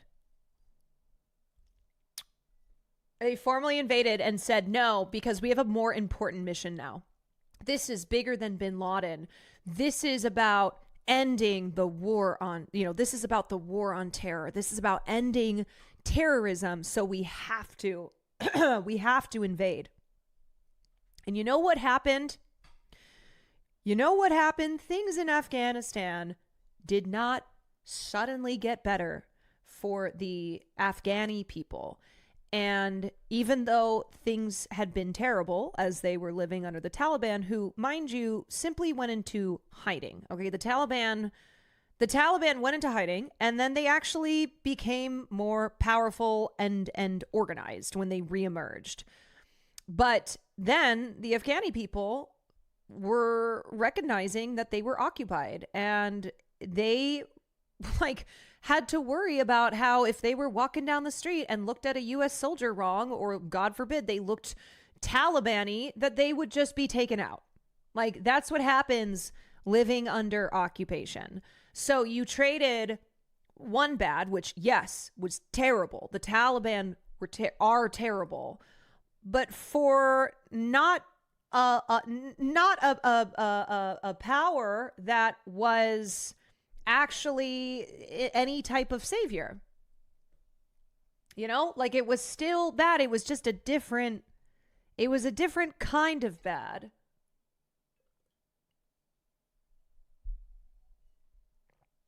And then, the United States, when they moved into Afghanistan and they were rebuilding infrastructure, well, guess what? A lot of that money went into the hands of military contractors, went into the hands of warlords. Do you know who didn't benefit from that? Afghan society. The people who had been so, who are long suffering, who have just been thrown left and right, up and down by the, various takeovers of their country. There was no better opportunities that were brought in when the U.S. occupied Afghanistan. One of the war criminals that Trump pardoned during his first time opened fire in a crowd in Afghanistan, killing many women and children. Sick. Yeah, what an American hero. Sorry, I said Afghani. I meant Afghan. Yeah, my bad. A mass murderer who attacked the United States was given a 2-month head start? Who in their right mind would do that? Dang. Anybody say nice shot? Nice shot. Hell of a shot. Or was the war in Afghanistan really about something else? Perhaps the answer was in Houston, Texas. In 1997, while George W. Bush was governor of Texas, a delegation of Taliban leaders from Afghanistan. Yeah, also, one other thing is like the reason that the United States military is the most powerful military and the might of the military resides largely because it is able to deploy quickly. So that is why we have over 800 bases that we know of around the world. The United States, no one comes close to the U.S. when it concerns our military and the number of military bases we have. So the reason that we build those military bases all across the globe is so that the military can be deployed quickly. So one advantage, one important aspect of invading Afghanistan was the ability to build bases throughout Afghanistan. You build American bases, you try and install a government, throw support to a faction or various factions that are going to be more American friendly, and you let this all build up. I have a friend who lives in Baghdad. He was raided by the U.S. military. They rummaged through everything and made a mess of their house. And the only reason his dad wasn't arrested for being a military-age male was because he was at work. Many, many such stories. Flew to Houston to meet with Unocal executives to discuss the building of a pipeline through Afghanistan, bringing natural gas from the Caspian Sea. And who got a Caspian Sea drilling contract the same day Unocal signed the pipeline deal? A company headed by a man named Dick Cheney, Halliburton. From the point of view of the U.S. government, this was kind of a magic pipeline because it could serve so many purposes. And who else stood to benefit from the pipeline? Bush's #1 campaign contributor, Kenneth Lay, and the good people of Enron. Oh, Enron. Only the British press covered this trip. Then, in 2001, just 5.5 months before 9/11, the Bush administration welcomed a special Taliban envoy to tour the United States to help improve the image of also went bankrupt in 2001. the Taliban government. You have imprisoned the women. It's a horror, let me tell you. And I'm really sorry to your husband. He might have a very difficult time with you. Here is the Taliban official visiting our State Department to meet with U.S. officials. Hail, Ben. Why on earth would the Bush administration allow a Taliban leader to visit the United States, knowing that the Taliban were harboring the man who bombed the USS Cole and our African embassies? Well, I guess 9/11 put a stop to that. When the invasion of Afghanistan was complete, we installed its new president, Hamid Karzai. Who was Hamid Karzai? He was a former advisor to Unocal. Bush also appointed as our envoy to Afghanistan, Zalmay Khalilzad, who was also a former Unocal advisor. I guess you can probably see where this is leading. Faster than you can say black gold Texas tea, Afghanistan signed an agreement with their neighboring countries to build a pipeline through Afghanistan carrying natural gas from the Caspian Sea. Oh, and the Taliban? Well, they mostly got away. As did Osama bin Laden and most of Al-Qaeda. Terror is bigger than one person. And he's a person who's now been marginalized. So I don't know where he is. Nor, I just don't spend that much time on him, Kelly, to be honest with you. Didn't spend much time on him? What kind of president was he? I'm a war president. I make decisions here in the Oval Office in foreign policy matters with war on my mind. With the war in Afghanistan over and bin Laden forgotten, The war president had a new target. Terror is bigger than one person. We've got an unusual terror warning from. This is 2004, so Bin Laden hadn't been found yet for another 7 years. Yeah, but you know, otherwise we wouldn't have gotten the story of Zero Dark 30.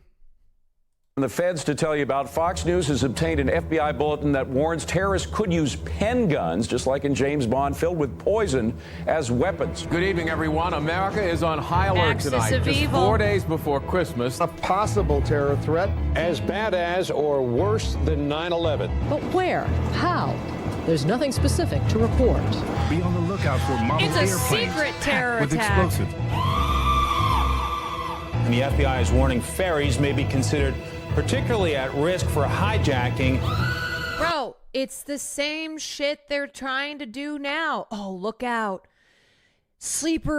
Iranian sleeper cells. There could be an impending terror attack in the coming days. Americans, you need to be on your guard. It's the same fucking script. It's just not working in the same way. Because also, 9/11 had happened. And so people were terrified. And the media and the political and corporate class, they fed into that terror. War on terror, they were terrorizing the American public. You mean, 11/9. Yeah. Michael Moore made a follow-up documentary during Trump's first administration called Fahrenheit 11/9. Also, we're not watching TV no more. I mean, yeah, younger people, they don't sit there and watch cable TV all day. You know, they're not watching cable news. They're not sitting there like constantly seeing, ooh, scary sounds and lights and very somber tones of like warnings and advisories around potential incoming terror attacks.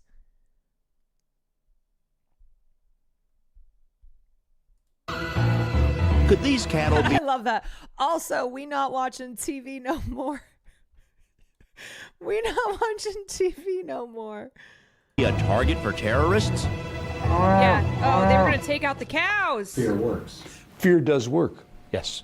You can make people do anything if they're afraid. And how do you make them afraid? Well, you make them afraid by creating an aura of endless threat. Yeah, dude, They what? played us like an organ. They raised the orange, and then up to red, and then they dropped it back to orange. I mean, they gave these mixed messages which were crazy-making. The world has changed after September the 11th. It's changed because we're no longer safe. Fly and enjoy America's great destination spots. We've entered what may very well prove to be the most dangerous security environment the world's known. Take your families and enjoy life. Terrorists are doing everything they can to gain even deadlier means of striking us. Get down to Disney World in Florida. Have you seen this account at post-Bush era leftist and liberal memes? I have not, but I'm going through it now. The most important thing is for us to find Osama bin Laden. It is our #1 priority, and we will not rest until we find him. George Bush, December 13th, 2001. I don't know where he is. I have no idea, and I really don't care. It's not that important. It's not our priority. George Bush, March 13th, 2002. Oh, they were having a good time back then. You know, memes were still pretty new. They were having fun. They were memeing. Training a dog. You tell them sit down and you tell them to roll over at the same time. Dog doesn't know what to do. Well, the American people were being treated like that. It was really very, very skillfully and ugly in what they did. We must stop the terror. I call upon all nations to do everything they can to stop these terrorist killers.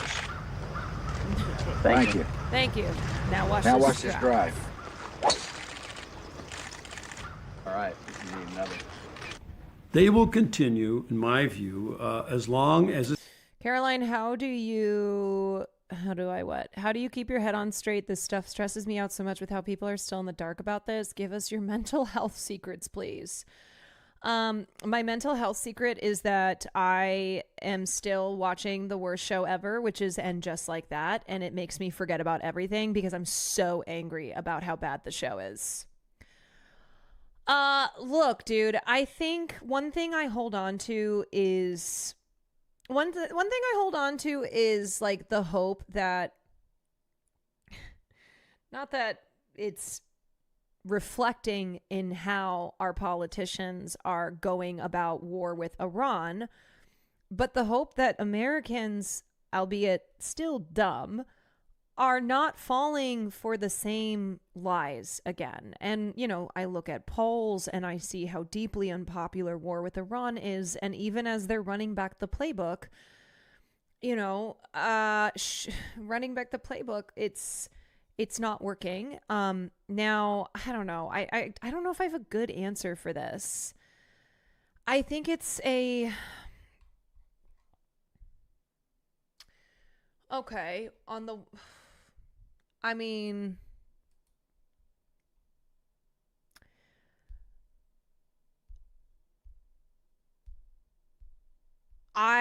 honestly have a sliver of light in the darkness by looking at people like Zoran and his campaign, by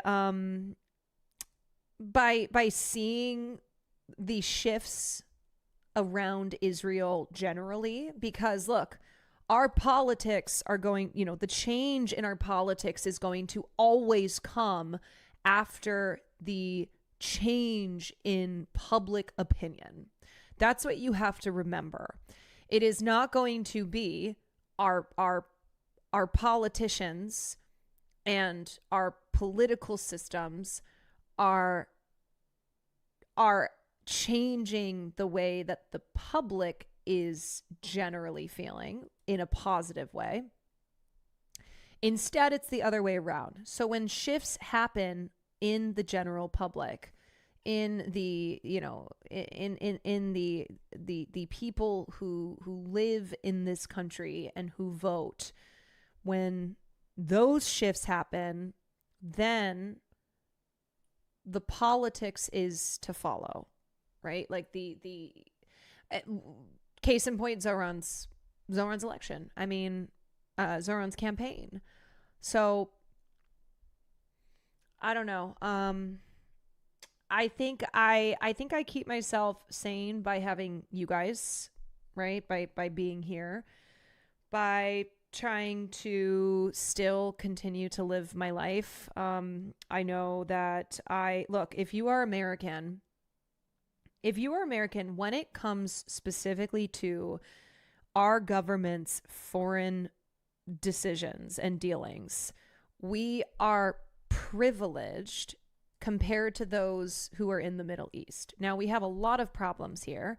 If you are an immigrant, if you are if you are trans, marginalized groups in this country are facing oppression here on the home soil. But as far as like when our government is yet again bombing someone in the Middle East, I think it's important to recognize like that. Like, what am I trying to say here? It's like, please know that the people who are in the worst position are those who live in these areas that we are bombing, right? It's Iraqis, it's Syrians, it's Libyans, it's Palestinians, it is Iranians. So remembering that these people are still, these populations are still going on with their lives to the best of their abilities. So as Americans, we can't shut down. We can't become, it's so frustrating. Trust. It is so,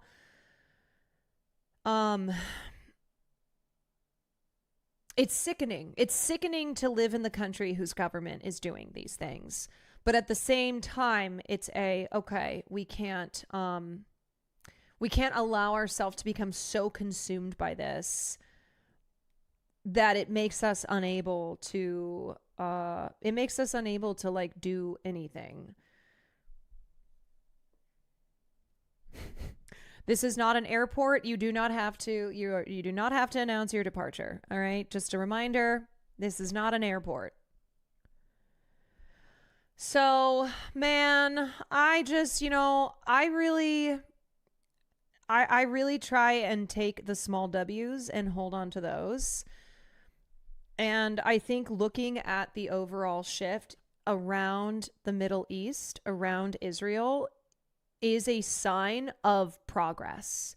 Now, as far as what our government is actually doing, that hasn't changed.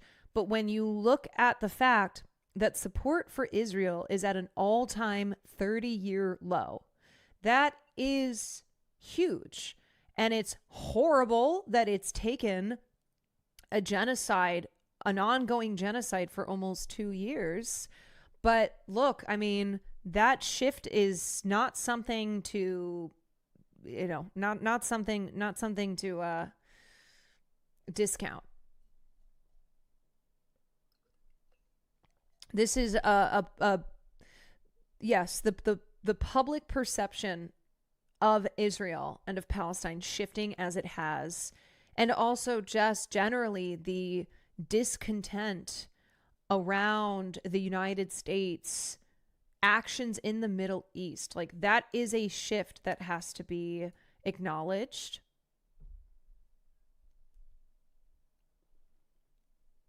There's a lot of bad shit happening, but there's also positive tide shifts too, and don't ignore those. Yeah. Straight up. I mean, look, Zohran may very well win the Democratic primary tomorrow.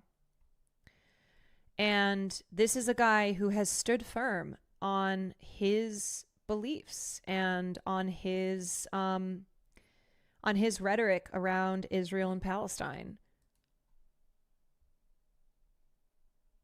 This administration is in charge of every once in a while stimulating everybody to be afraid.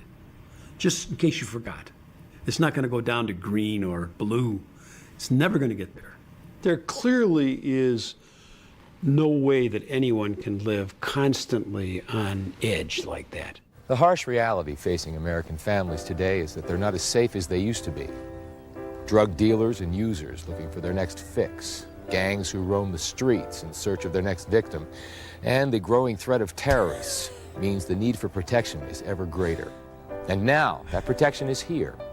Zytec Engineering LLC has developed and tested a safe room, finally affordable to the average American citizen. The kind of protection formerly obtainable only by the wealthy or powerful. Heck, you can be sitting in here drinking your finest Bordeaux and enjoying life while chaos is erupting outside. No, wow. Every Yeah, family. you know what? Come on into the safe room and have a good time, okay? Shit might be going down outside, but here you can have a glass of wine. You can have a glass of wine in this fucking porta potty looking ass safe room.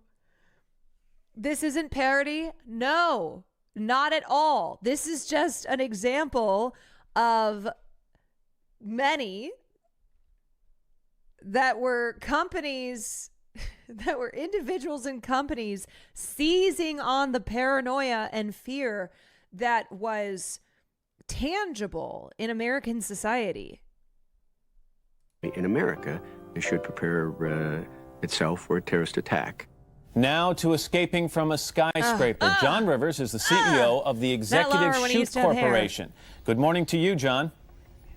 Good morning, Matt. Tell me about the product you're bringing to the market.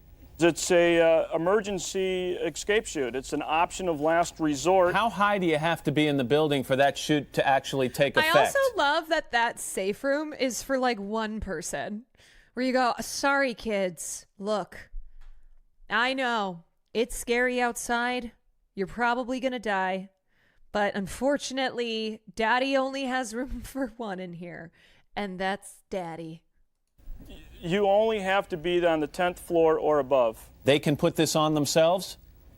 Right. They can put this on themselves in as easy as about 30 seconds. It's real easy to put on. I'm sorry. It's okay. Real easy to put on, but It's really easy to put on. when you first get this chute, you're going to want to put it on and try it on a few times yourself. Jamie's having a little trouble. Americans are so ridiculous. We are so ridiculous. We are so silly. Nothing on I want to mention. I mean, is this something that you honestly think in a moment of panic that someone can operate properly? Oh, yeah. Yeah, it is. Oh, yeah, easy. This is actually, Jamie's probably never put this thing on before in her life, so it's okay. Don't worry about it. It's something that when you get it, you're going to want to put it on several times. Well, despite the raising of the terror alert level, residents here in Saginaw are continuing with their Christmas errands. Frances Stroik and her family... Yo, the fucking Shark Tank product to sell to Americans who are terrified that, like, in their small town in Oklahoma, they're gonna be bombed by the terrorists. They're like, I gotta get one of these parachute things. I gotta get that porta potty safe room. Do some last-minute holiday shopping, knowing that Al-Qaeda is planning to attack America. She says being in Saginaw doesn't make her feel any safer than if she was in New York City. Midland is close by. And I said, Detroit's that far away. I said, they could be some, and Flint, this could be some. Oh my God. Concerns for people around here. Well, you never know where they're going to hit. You never know where they're going to hit. But one potential target specifically mentioned by the terrorist has security officials baffled. It's tiny Tappahannock, Virginia. Jesus Christ, man. What the fuck? Chatter, what is your problem? You need help. Seriously. William Glenn, thank you for the raid. If you find a way to say the N-word, like, you'll be banned off the site. Okay, if that's what you want, then maybe that's actually what you need. You know what? Actually, I think you probably do need to be banned off of Twitch. I think you need to I think you need to have a Menti Health B, an MHB. Population 2016. Such an attack could generate widespread fear that even here in rural small-town America, no one is entirely safe. On the 6 o'clock news, there was something but a terrorist alert in Tappahannock. What'd the FBI tell you? Well, they contacted me by phone. Basically let me know about this word Tappahannock, and that's how it started. And their so-called chatter that they pick up, they wasn't sure Tappahannock. It is a Rappahannock County. This is the Rappahannock River. There is a Rappahannock, a place called Rappahannock, and they got it mixed up. This Tappahannock, not Rappahannock. Is there any terrorist target around here? Not that we can really think of. It can happen anywhere. We have a Walmart here. We have a big spaghetti supper in here. Oh my God! You know what? They're gonna go after the Cheesecake Factory. That's where they're gonna hit. Do you feel extra suspicious of outsiders? Oh, well, everybody does it. It's just something that happens. When I look at certain people, I wonder, oh my goodness, do you think they could be a terrorist? You never know what's gonna happen. That's right. You never know. You know, when I look at people, I go, could they be a terrorist? And the question is, yeah, they could be. You never know. I mean, they could make their way down here, and you just never know. You never know. We got to terror-vestigate. We got to terror-vestigate. You never know what's going to happen. It could happen right now, you know. Could happen now. Never trust nobody you don't know. But, like, here's the thing, okay? I'm laughing, and I'm like, oh, my God, gripping my skull. But this is what the fucking media did. This is what our government did. These are people who, they're fucking ignorant, okay? They don't know. They believe what they are hearing nonstop, and it's feeding into, you know, it's manipulating their anxieties, and it's predatory. Like, it's very, very predatory. When the media is like, oh gosh, there could be more terrorist attacks. Like, you know, make sure you exercise caution. Like, here's a list of things to do to make sure that you keep your family safe. And you have the government being like, oh, yeah, there's terrorists. They could be anywhere. That's why we got to go over there and fight that war on terror, because they have brought terror here to the United States of America. They have brought terror to our soil. I mean, it's fucking gross, and it's very sad. It's very sad to see these people who, like, no offense, Al-Qaeda ain't going there, okay? They ain't going there. And to hear them say, like, you can't trust anybody. You don't know. They could be they could be anywhere. Could be your grandma. You don't know. They could be hiding inside your home. Is he giving Will vibes or just me? What? And even if you do know him, you really can't trust him then. From Tappahannock to Rappahannock. Guys, do you mean Will or like a character that Will plays? Will or a character that Will plays? Every town and village in America, the people were afraid. And they turned to their leader to protect them. But protect them Will himself? from what? Let the eagle soar like she's never soared before, from rocky coast to golden shore. Let the mighty eagle soar. Meet John Ashcroft. In 2000, he was running for re-election as senator from Missouri against a man who died the month before the election. The voters preferred the dead guy, so George W. Bush made him his attorney general. The voters went, nah, I'm voting for the guy who's dead. Sorry, I hate musical theater. Sorry, a singing politician, I would rather have someone who's dead. Losing to a dead guy. I don't know how you recover, but I guess you recover by George Bush making you. He was sworn in on a stack of Bibles, because when you can't beat a dead guy, you need all the help you can get. During the summer before 9/11, Ashcroft told acting FBI Director Thomas Pickard that he didn't want to hear anything more about terrorist threats. Mr. Watson had come to you and said that the CIA was very concerned that there would be an attack.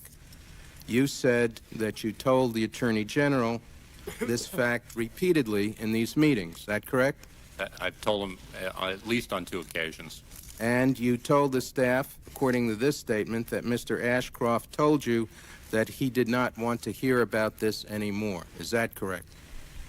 That is correct.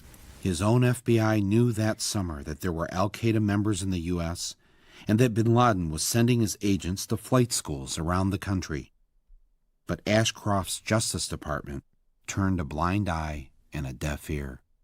But after 9/11, John Ashcroft had some brilliant ideas for how to protect America. The USA Patriot Act, adopted by Congress and signed by Bush 6 weeks after the attacks, has changed the way the government does business. The USA Patriot Act allows for searches of medical and financial records, computer and telephone conversations, and even for the books you take out of the library. But most of the people we spoke to say they're willing to give up some liberties to fight terrorism. Maybe that's a good thing. It's definitely sad, but it has to be done. Yes, something needed to be done. These are the good people who make up Peace Fresno, a community group in Fresno, California. Unlike the rest of us, they've received an early lesson in what the Patriot Act is all about. Yeah. Making racial profiling legal via the Patriot Act. The post 9/11 surveillance of Muslim Americans in this country, and one that the vestiges of remain today. The vestiges still exist today.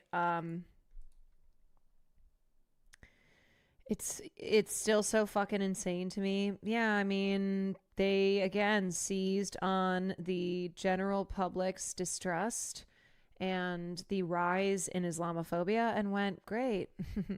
We are going to legally get to racially profile Muslims in this country and surveil them and invade their communities.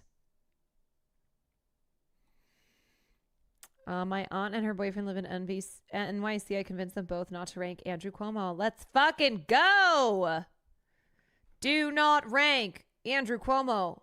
Quo, no. Just remember that. Quo, no. Each week, they meet to discuss matters of peace. They sit around, they share stories, they eat cookies. Some have more than one. This is Aaron Stokes, a member of Peace Fresno. The other members liked him. He had come to the meetings. He went with us. We go out on Friday nights and stand on a very busy corner in Fresno. And he had gone with us. He had handed out flyers. He went with us in June to a WTO protest. Then one day, Aaron didn't show up to the meeting.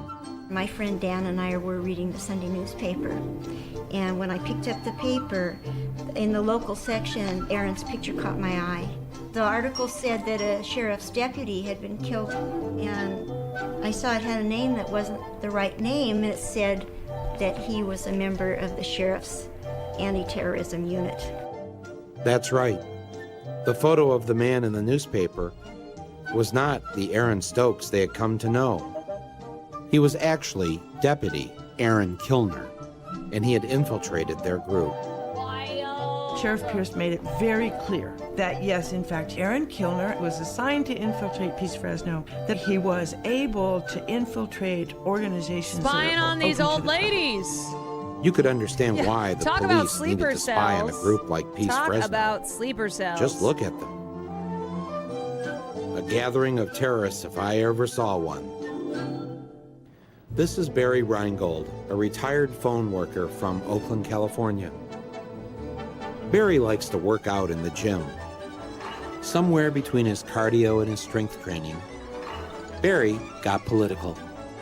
We're up in the gym, and it was after we were working out, and a number of us were talking about 9/11 and Afghanistan and bin Laden, and someone said, bin Laden's a real asshole for murdering those people. And I said, yeah, that's true, but he'll never be as big an asshole as Bush, who bombs all over the world for oil profits. Barry didn't have to worry about the police spying on him. His fellow weightlifters were more than willing to turn him in. I was taking a nap, and I guess it was 1:30. I mean, honestly, this was Red Scare shit, right? This was neighbors turning on neighbors, friends turning on friends, family, you know. Oh, shit. If you are not with us, you're against us. 2:00 in the afternoon, and they came to my place, and I said, well, who's there? And I said, the Love FBI. Barry. I said, the FBI? I mean, why are they here? Yes, the FBI had come to see Barry, and they weren't there to jazzercise. The FBI said, have you been talking to people about 9/11 and about bin Laden and oil profits in Afghanistan? Barry, have you been talking about oil in the Middle East? And Barry's like, well, yeah, I guess. I said, a lot of people are talking about these things. I What's feel so my wrong rights with have been, trampled on. Yeah. I mean, if you have something to say to me in the gym, well then, fine. Don't tell the FBI and they come to my apartment while I'm taking a nap. There's nothing to be ashamed of here. There's full transparency. Fucking love Barry. Barry's like, oh, you want to come up to me at the gym? Look, this is my right. I'm an American. I can talk about oil in Afghanistan and 9/11. What are you going to do about it? Barry, did you say that America deserved 9/11? Well, hold on a second. Wait a second. Barry, we have it on good authorities that you said, and I quote, America deserved 9/11. Well, wait just a minute. Well, hold on. William Glenn, thank you for the 10 months. Let's see. There's nothing about the Patriot Act that I'm ashamed of in any way, shape, or form. I have a 1-800 number. Call me. I'm the guy you call if there's a violation or an abuse. If you've got a poster child on this, I want to see it. That's what I do. I'm hired by the people of the United States to provide oversight. I provide oversight. Trent Lott said the day the bill was introduced, maybe now we can do things we've wanted to do for the last 10 years. No, I've always, a dictatorship would be a heck of a lot easier. There's no question about it. I mean, they had all this on the shelf somewhere, ideas of things they would like to do. And they got 9/11 and they said, it's our chance. Go for it. There was an immediate assumption on the part of the administration that there had to be a surrender of certain of our rights. There's several definitions in the bill that are quite troubling. First of all, the definition of terrorist, and it's so expansive that it could include people who... Like me. No one read it. That's the whole point. They wait till the middle of the night, they drop it in the middle of the night, it's printed in the middle of the night, and the next morning when we come in, it passes. How could Congress pass this Patriot Act without even reading it? Sit down, my son. Because members of Congress are known not to read bills. They are known to vote on things and then go, well, hold on a second. I didn't read that. Wait, I didn't know. Hold on. Wait. Oh, well, oops. I guess next time I better read it, huh? Because members of Congress are sleeper cells, and they are all sleeper cell clones of Leah Michelle. Leah Michelle.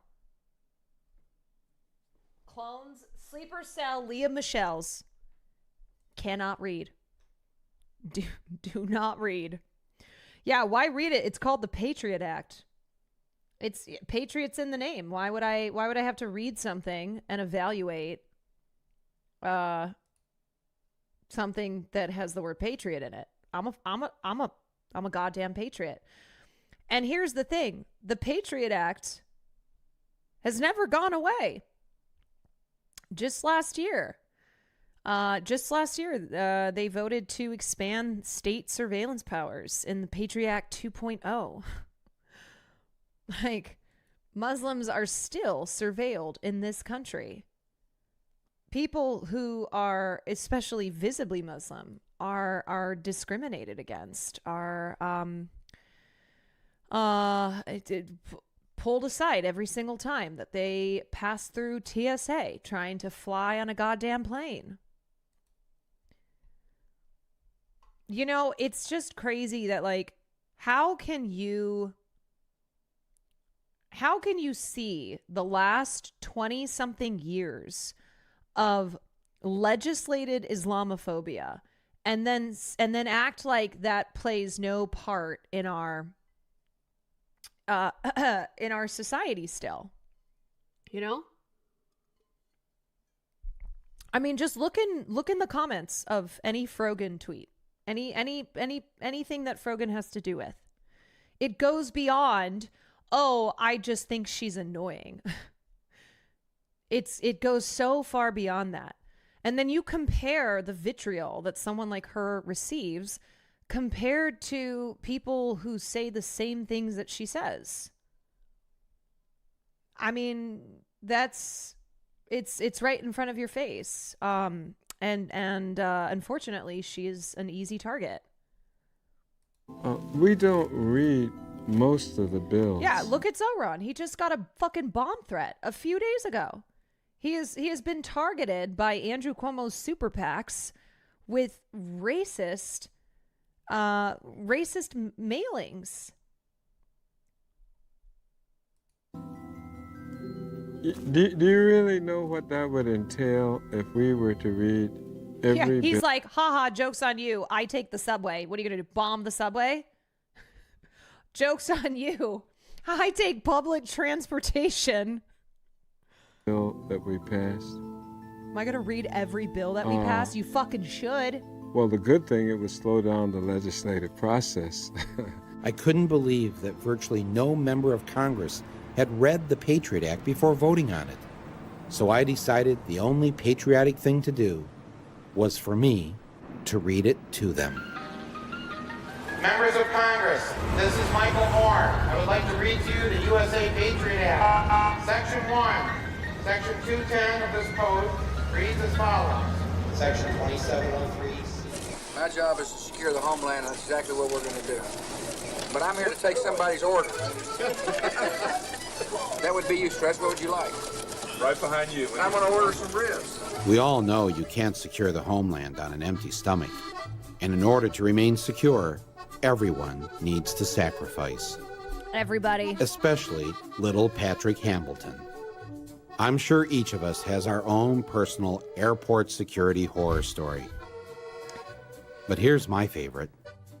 Yeah, unless you're Hassan and you think that that just happens to everybody. The terrorist threat that was posed by his mommy's breast milk. I thought, well, if I just put a little bit on my lips, then that would be sufficient, because obviously I'm tasting it. And she looked at me, and I felt like she was telling me, you need to chug that. She goes, no, you need to drink more. And of a 4-ounce bottle, I wound up drinking 2 more ounces of breast milk that then, because it's touched my lips, has to be tossed. Oh my God! While Homeland Security was making sure breast milk was kept off our planes, Thank you for they keeping were us also doing safe from everything breast milk. possible to ensure no one could light a firebomb on board. I can bring that on the plane. Actually, you can, yes, you're fine. Oops, 1 too many books of matches. You can have 4 books of matches and 2 lighters.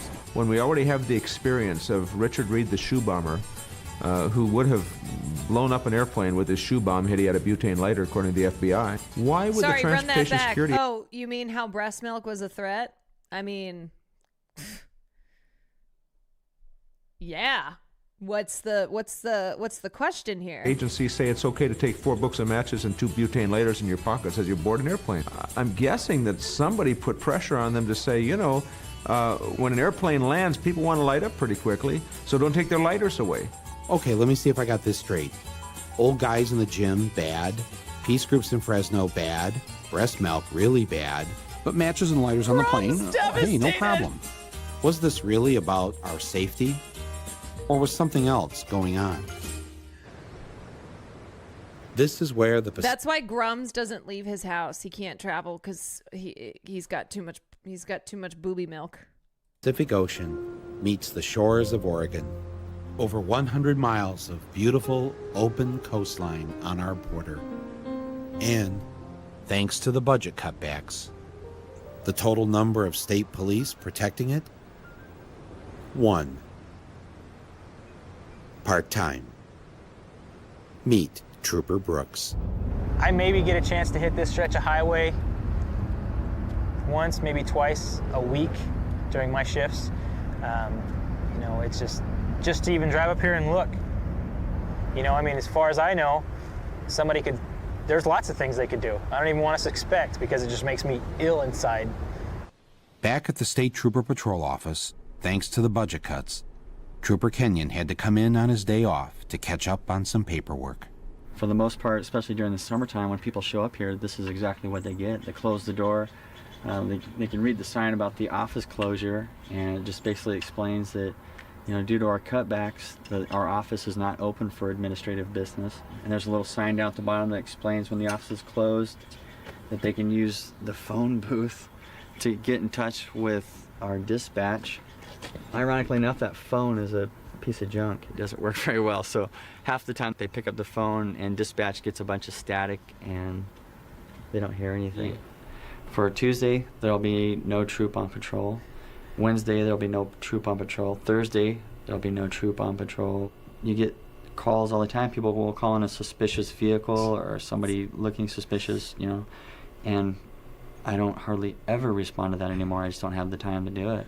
One night I asked, how many people do we have in the state of Oregon on duty suspicious. tonight? And we had 8 troopers on for the entire state of Oregon working. I think, you know, Oregon is a prime example that Homeland Security is not as secure as what I think people would like to believe. You know how Nobody sent me. You know how Oregon is a real hotspot for terrorist activity. It's a damn shame. Any manual that says, here's how you catch a terrorist, you know, and if I had that manual, I'd read it, but I don't. So, yeah. Yep. Of course, the Bush administration didn't hand out a manual on how to deal with the terrorist threat because the terrorist threat wasn't what this was all about. Oh, wait, hold on a second. They just wanted us to be fearful enough so that we get behind what their real plan was. Yeah. Actually, yes. But it's domestic terrorism. Yeah, to be clear,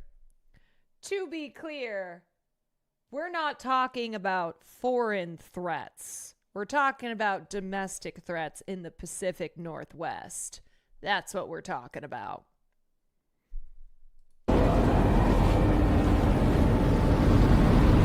Four minutes.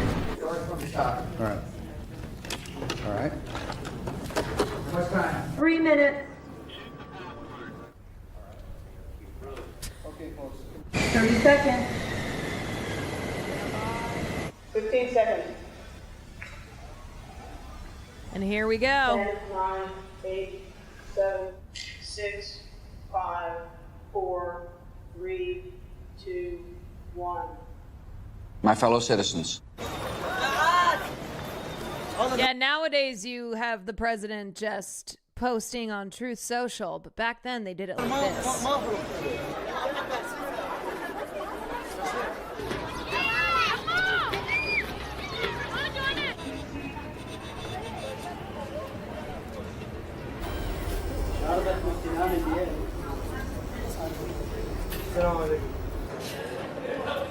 The ceasefire is now in effect. Please don't violate it.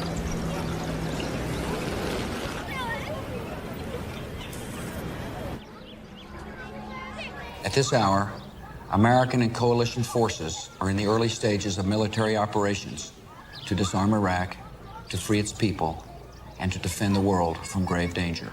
On my orders, coalition forces have begun striking selected targets of military importance to undermine Saddam Hussein's ability to wage war.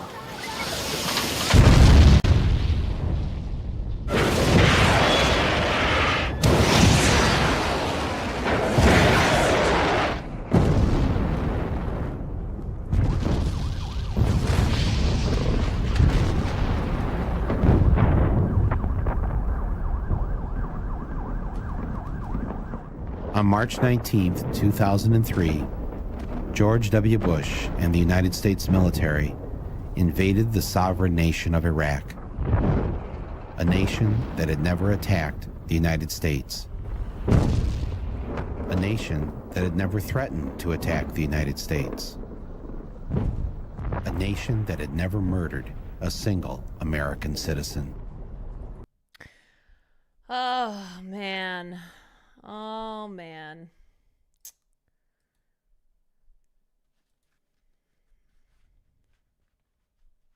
I know. It should make you angry all these years later. You should never forget. Never forget what we did and what we continue to do. Without further ado, let me get this going, or else I am never going to watch this. God, it is so easy to get distracted here.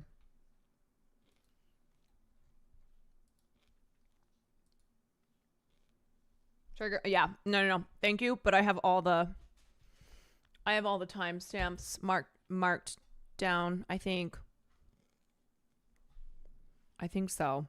I hope so. Well,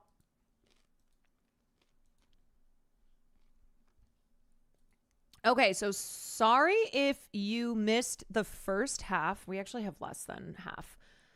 Sorry if you missed the first half of Fahrenheit 9/11 that we started on Monday, I think it was. Lawyers are still just giving opinions. They're as likely to ignore facts and cherry pick to support their interpretations and conclusions. Yeah, but dumb people on the internet are like, oh, if they said it, then it's, no debating that here. Okay, so we watched the first half of Fahrenheit 9/11 where Michael Moore really sets up the before the invasion of Iraq. So he starts to make connections between like the Bush family and the Saudi royal family. And this documentary came out in 2004. And since then, we have a lot more has come out, like classified docs that have become unclassified as this lawsuit has been going on now for like, let's see, I think it started in 2016 when the families and survivors of 9/11 were finally able to sue to sue Saudi Arabia. This has been going on for years, and we now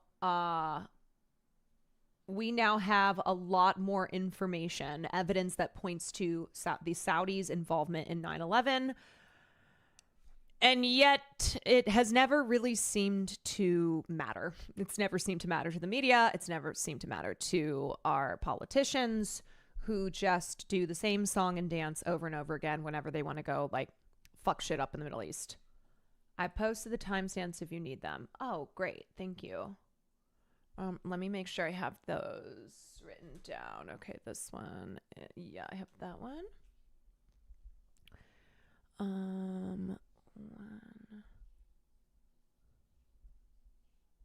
Yeah, okay, I have that one. 112 to, yep, I have that one. 112. Cool. Thank you so much, Alexander. Okay, so now we just got to the part where George Bush gave his speech in March of 2003, the night before U.S. troops officially invaded Iraq. And American and coalition forces are in the early stages of military operations to disarm Iraq, to free its people, and to defend the world from grave danger. On my orders, coalition forces have begun striking selected targets of military importance to undermine Saddam Hussein's ability to wage war.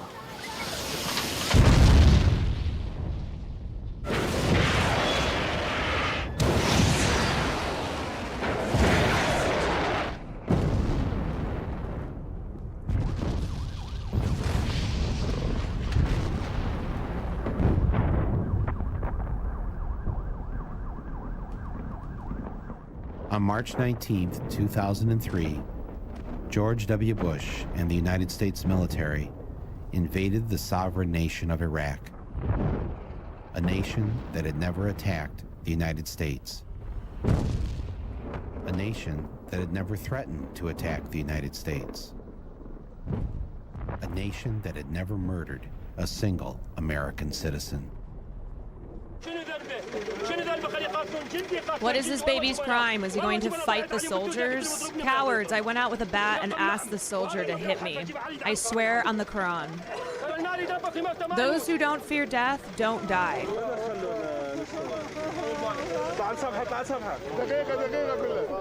We are going to find this, I think, piece of my neighbor, young girl, age 20, Shams. I think it's the other part of her body. That's all. There is a lot of innocent civilians that were killed, and I think that is because the U.S. Army, we came in and we knew it wasn't going to be easy, and they pretty much at first shot anything that moved. War happens and the fighting starts, it's kind of like we're pumped up, motivated, ready to go. It's the ultimate rush, because you're going into the fight to begin with, and then you got a good song playing in the background, and that gets you real fired up. Dude, look, I have empathy for certain soldiers who were manipulated, who were preyed upon, who were in very economically vulnerable situations and were promised this way out, right? But then there are others who they're just straight up sick fucks. They knew what was going on. They went in there and they didn't care that they were murdering civilians. They enjoyed it. They took great pleasure in it because, like other people in America, they don't view those in the Middle East, they don't view Arabs as human. And so this was just like, oh, I'm going to go play COD, but for real. And that's what happens because of dehumanization. Absolutely. When you are raised with this mentality that an entire region of people are bad, that they are not deserving of being treated as human beings, then what can result is this. Ready to do the job. You can hook your CD player up to the tank's internal communication Charlie box. So that way when you put your helmet on, you can hear it through the helmet. This is the one we listen to the most. This is the one we try when we kill the enemy. Johnny Pool at the body hit the floor is just fitting for the job we were doing. And then it's just like dead bodies of civilians. The roof was on fire because basically it symbolized Baghdad being on fire, and at the time we wanted it to burn to get Saddam and his regime out. And again, there were look, these soldiers, they believed that they had to go into Iraq to stop Saddam. And they were told, you know, if we don't stop Saddam, then America is going to be destroyed, right? All of this very you know, they were imbued with a very big sense of jingoism, that they were the saviors for their country, and they had to go in and do this. And there are certainly soldiers who, upon returning from Iraq, upon returning from Afghanistan, have since disavowed the military, have disavowed the American imperialist forces that went into these countries in the Middle East and killed so many civilians under false pretenses because of lies. And so it is like, you know, it's horrifying. It's absolutely horrifying. And I think to dismiss all, you know, every single person who enlisted in the military is not the way to go. And again, a lot of the biggest anti-imperialist groups in this country are comprised of vets, are comprised of people who served in the military, who know firsthand how predatory it is, how how harmful it is. And they are the ones who have dedicated their lives towards being a PSA for not joining the military. My daughter's dad was a medic and died after going there. He had severe PTSD from what he saw and had an episode and died suicide by cop. That shit a young person sees and experiences is detrimental to their mental health. And this was before they had mental health services for soldiers of war. Yeah. I mean, and the numbers of, how many soldiers after Iraq and Afghanistan ended up killing themselves, dying by suicide. That number is very high. I mean, suicide is something that afflicts veterans from across wars. That this isn't just something that happened in the in the 2000s, but that is certainly a reality of being a veteran, and being a veteran of Iraq and Afghanistan. I think over 30,000 U.S. service members and veterans of the post 9/11 wars have died by suicide, which is 4 times as many that died in combat. Think about that. Think about that. 4 times as many service members and veterans of the post 9/11 wars have died by suicide rather than in combat. Yeah, it's horrible. No, it's absolutely awful. The roof is on fire. We don't need no water, let the motherfucker burn. Burn, motherfucker, burn. We don't need no water, let the motherfucker burn. Burn, motherfucker, burn. This is a whole totally different picture here, being pushed into the city, urban warfare in a tank, you know. Civilians. The civilians, it gets. You don't know who's friendly because we're not. Who's the enemy? This was a lot more real and true than just a video game. A lot of people thought it was just me. Oh yeah, look through the sight and shoot. No, a lot of this is face to face, and especially riding by after some of the bombs have went off and seeing all the people on the side of the road bloated up and just all the smells around you. I mean, from the people lying dead, rotted, and it's a lot more gruesome than you think. We called in with some artillery and some napalm and things like that. Yeah, and the reality is that a lot of soldiers went over into the Middle East, and they were like, this isn't what we were told was what was going on here. And like they knew how many civilians were caught in the crossfire, in the crosshairs, were like being killed. And I think it's this very, you know, when you've been told one thing, when you've been raised your entire life to believe something to be true, and logically, you know, emotionally, you are recognizing that this is wrong. U.S. military deaths killed in action versus veteran suicides. Yeah, look at this this graph.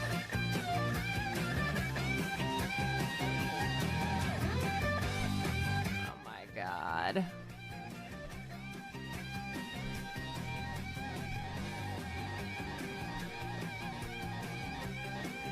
Sheesh.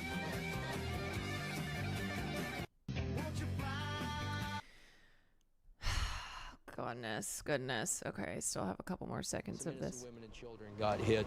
We met them on the road, and they had little girls with noses blowing off, and like husbands carrying their dead wives and things like that. That was extremely difficult to deal with, because you're like, shoot, like, what the hell do we do now? The targeting capabilities and the care that goes into targeting. Fucking liar. As impressive as anything anyone could see. Got him. Good. Second one. Hit the other one. The care that goes into it, the humanity that goes. How are none of these people in The Hague? These motherfuckers should have rotted in prison for the rest of their lives. They should not be allowed to be walking around freely, continuing to make money off of bloodshed, continuing to play a role in our political system. Like anywhere, you know, the thing is too, is that because they never had to face criminal consequences, everywhere they go, they should be shamed. They should not be allowed to dine at a restaurant. They should not be allowed to walk down the sidewalk without having tomatoes, oh my God, tomatoes thrown at them. Throw tomatoes at these motherfuckers. Yeah, and like, you know, just a reminder that Kamala Harris and the Democrats were touting their alliance with the Cheneys, with Dick fucking Cheney, most lethal military in the world, and it didn't work for them. Into it.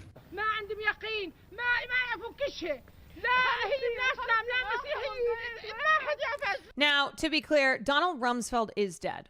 I'm kind of talking in just general terms. Like, none of the architects and none of the architects and those who were behind the scenes, who who were a part of this, who were part of these invasions into the Middle East that were based on lies. They should never allow it to be they should never know peace for the rest of their lives.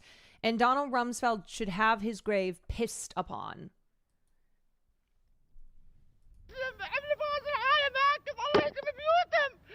God will destroy their houses. God is great. Yeah, man, it's like you listen to this woman and you think, how could people who live in a place like this not fucking hate America? You know? When this is their only experience of America, when their interactions with America are soldiers bombing and gunning down their loved ones in their homes, destroying their towns and their cities and their countries. Like, look, I know people get all, oh my God, they say death to America. But like, you just have to put yourself in this position. Put yourself in this position when all they know is American military members who invade their homes and they cause great violence to them. And the thing is, it's, yeah, death to traffic, right? Death to America is basically saying, damn you. That's what she's saying. She's saying, damn you to hell. Do you think this woman is going to go and do something? No. But she will forever in her heart say, damn you for the pain that you caused me. That's what that means.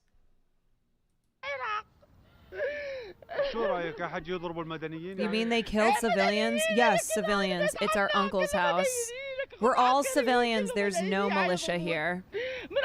I pray to God to avenge us. I can only count on you, God.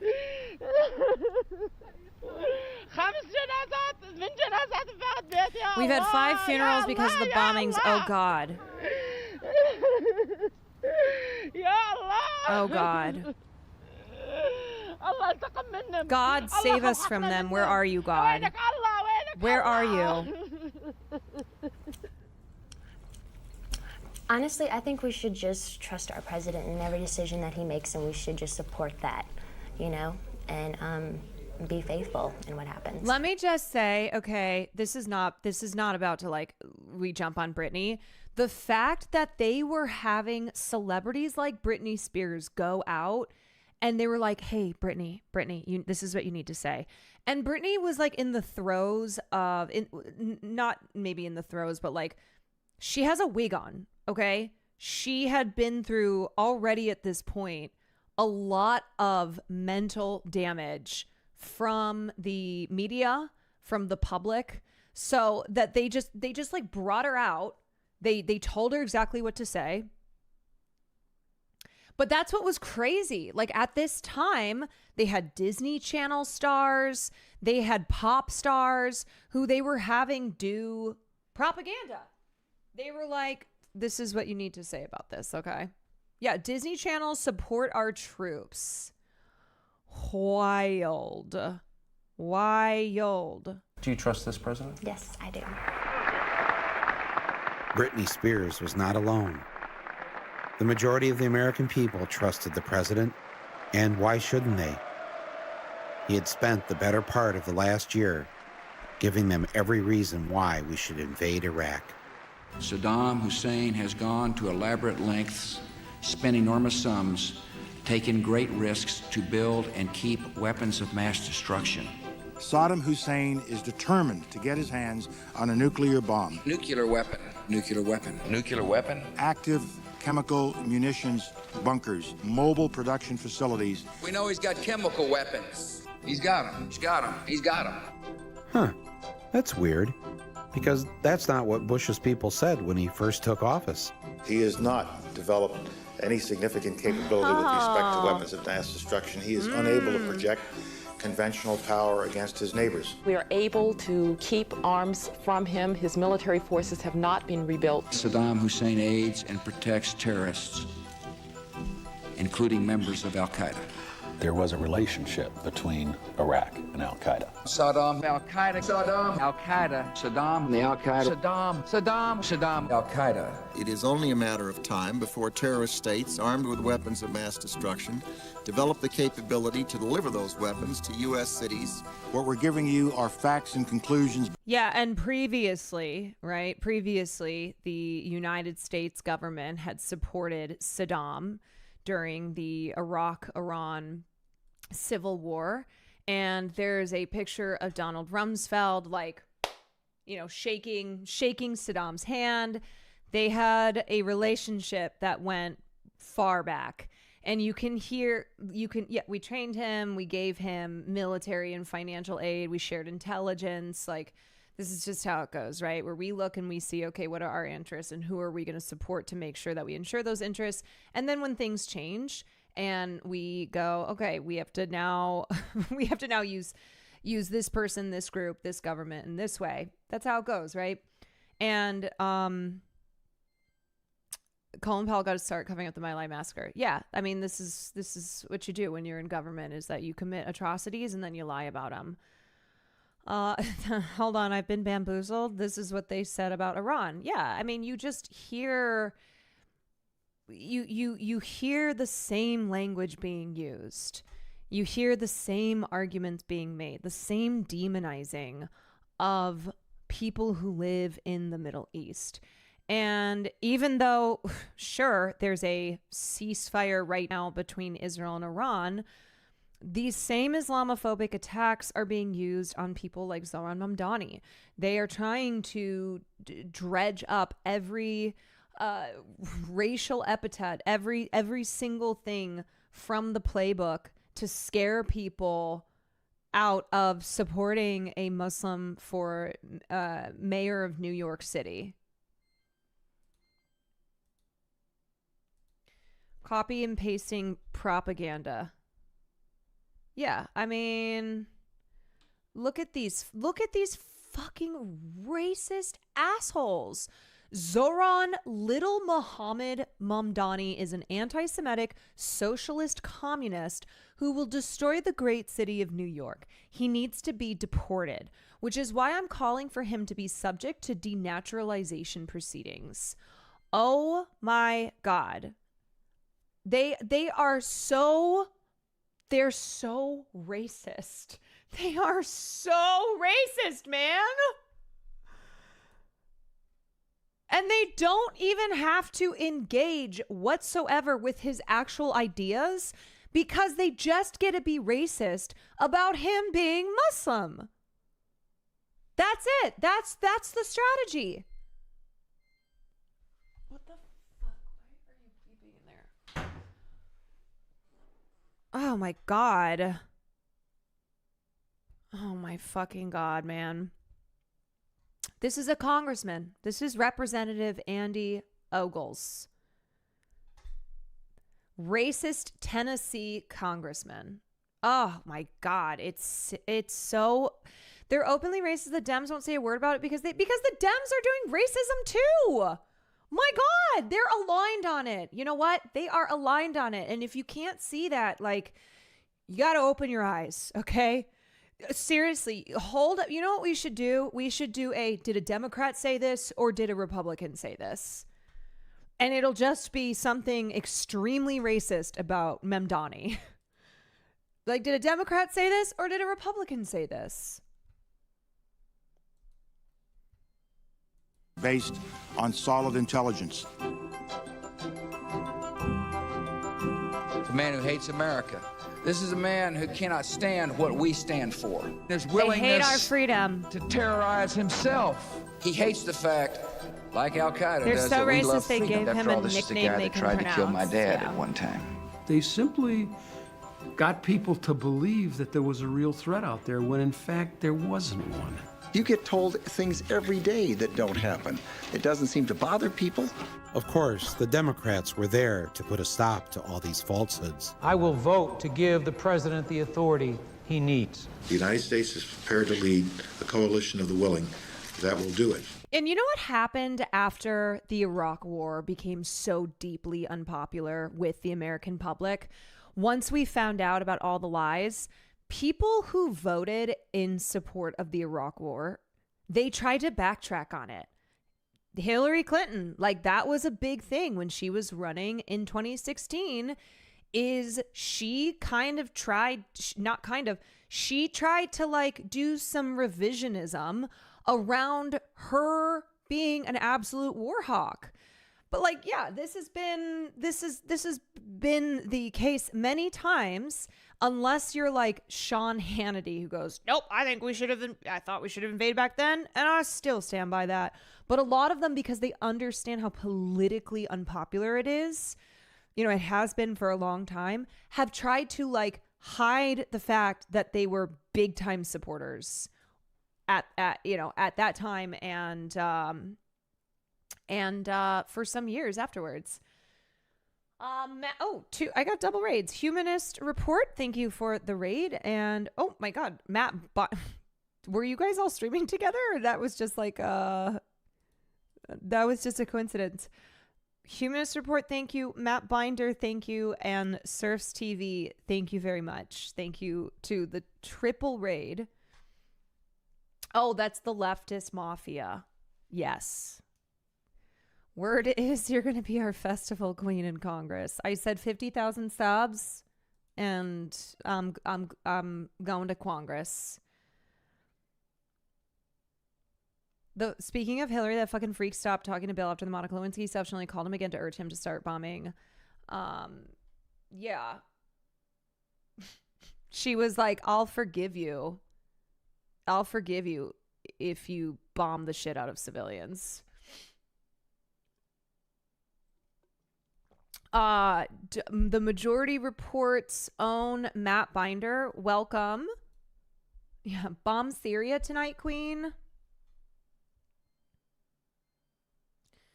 It is pronounced Binder. Okay, Matt Binder.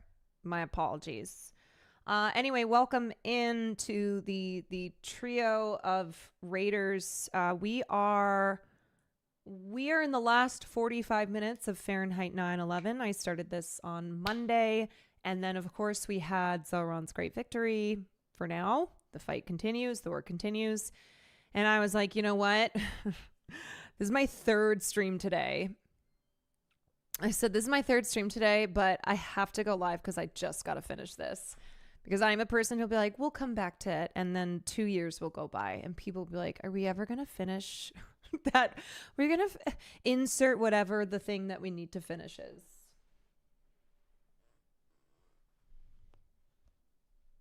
Is Cuomo still running, going to hurt Mamdani? I don't know how it works. Well, we don't know if Cuomo's going to run. They are scrambling behind the scenes right now. Bill Ackman is basically just sending out his evil bat signal to see who can beat Zoran, and then they're going to throw all of their support behind them. If Cuomo and Adams were to run, it could pull support from either of them. It could split the vote.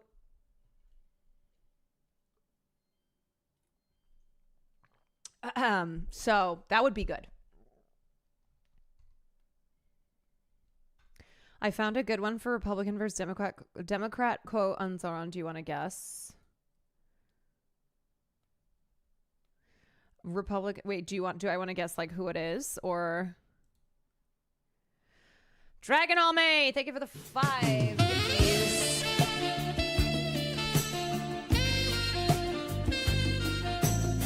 Look, I am continuing to stay positive on believing that Zoran will win the general, but I also will implore everyone who lives in New York City to not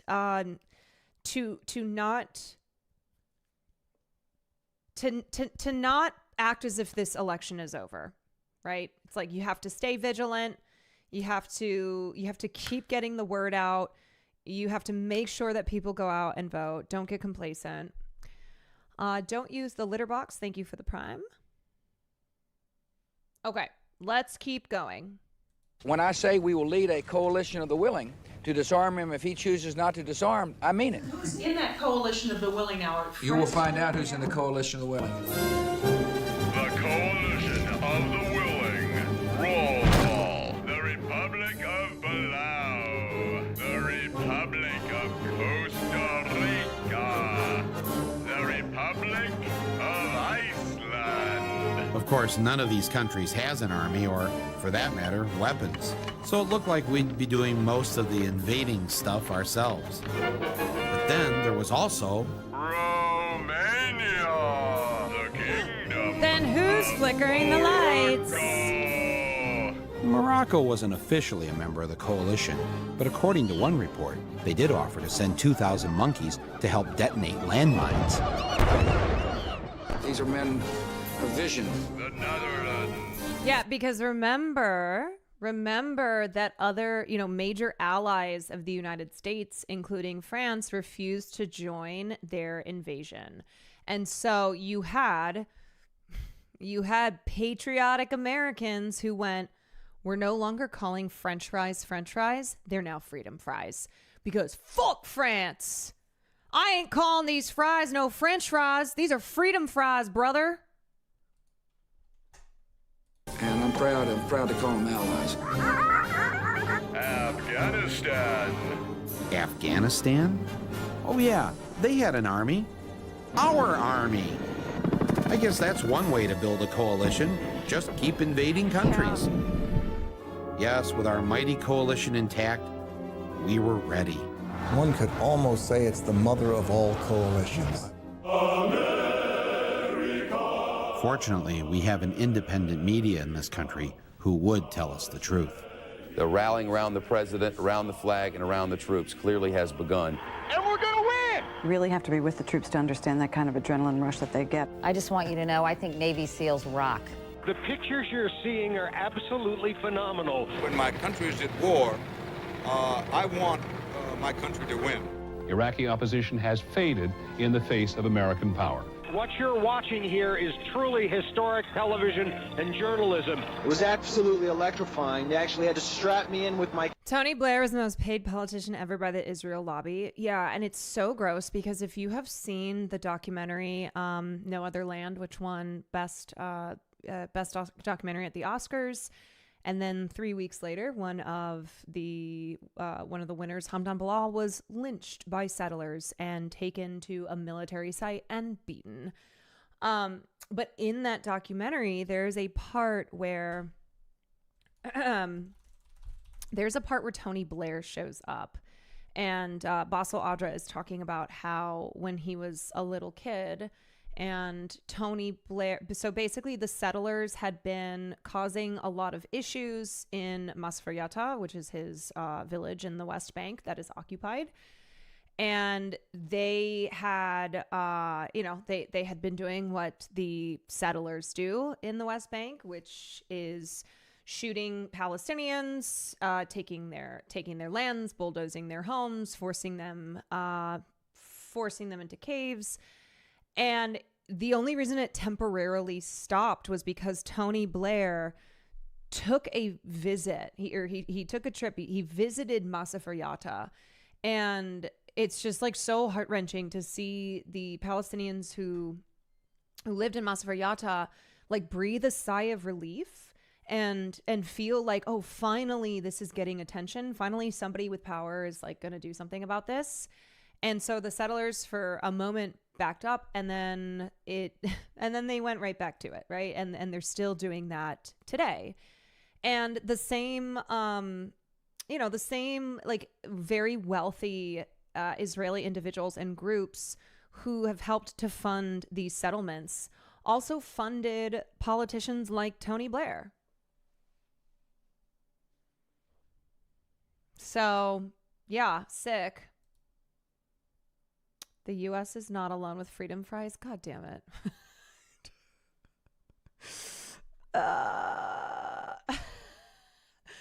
Stop trying to be the United States. Camera at the back of the plane. An awesome synchronized killing machine. There is an inherent bias in the coverage of the American press in general. Am I slanted and biased? You damn well bet I am. And you know what? Some of these same propagandists who cheered on and celebrated the many civilian deaths over in Iraq and Afghanistan, they are still around today.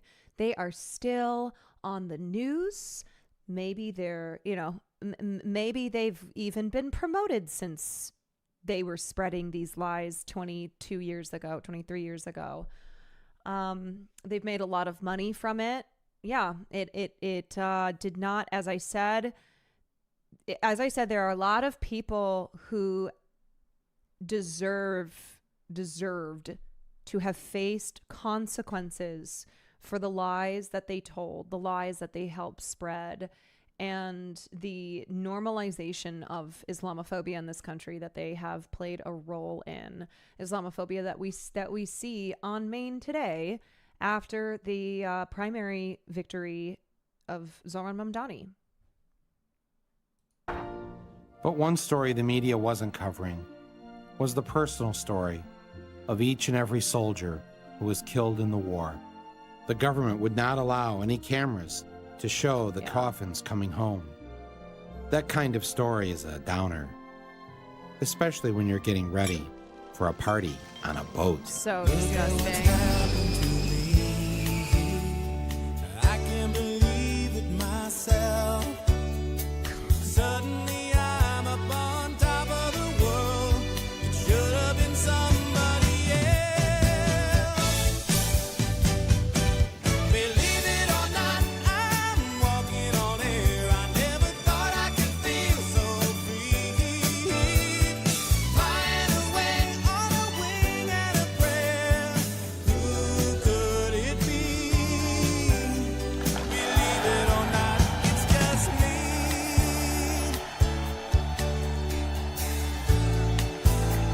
My fellow Americans, major combat operations in Iraq have ended. In the Battle of Iraq, the United States and our allies have prevailed. No, they didn't.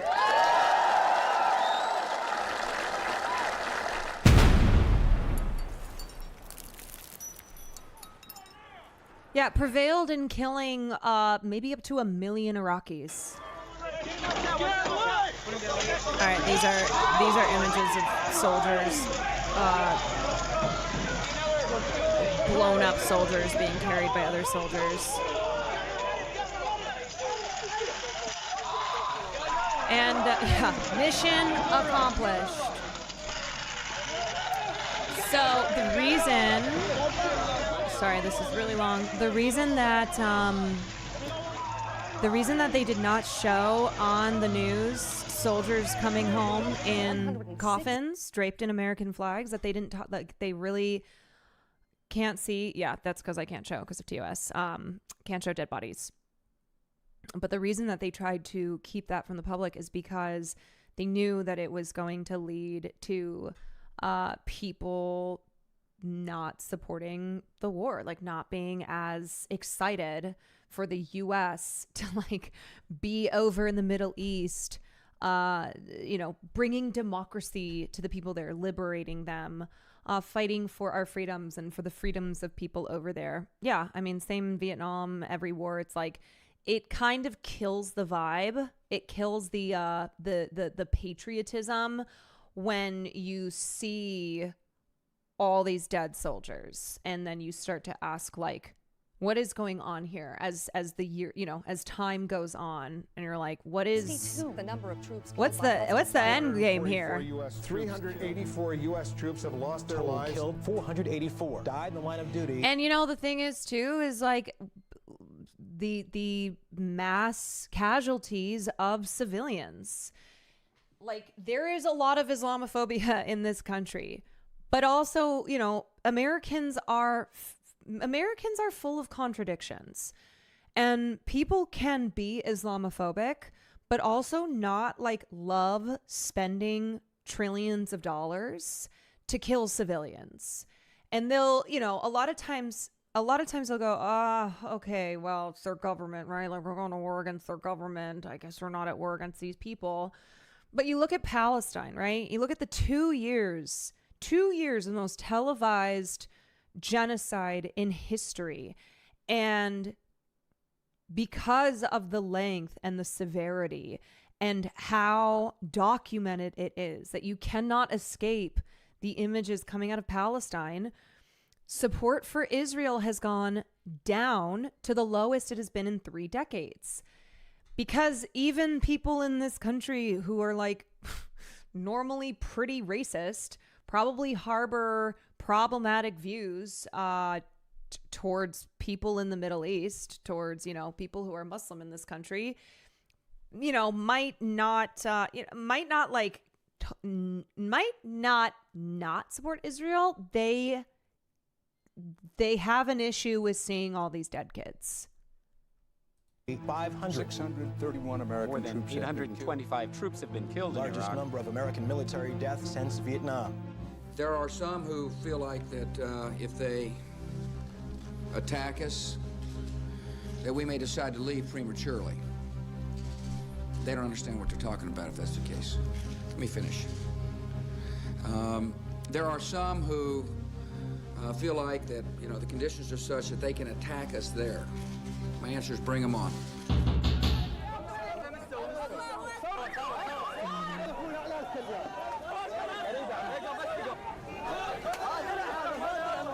I'm just going to take this off for now. The United States was planning on just walking through here like it was going to be easy and all, but it's not that easy to conquer a country, is it?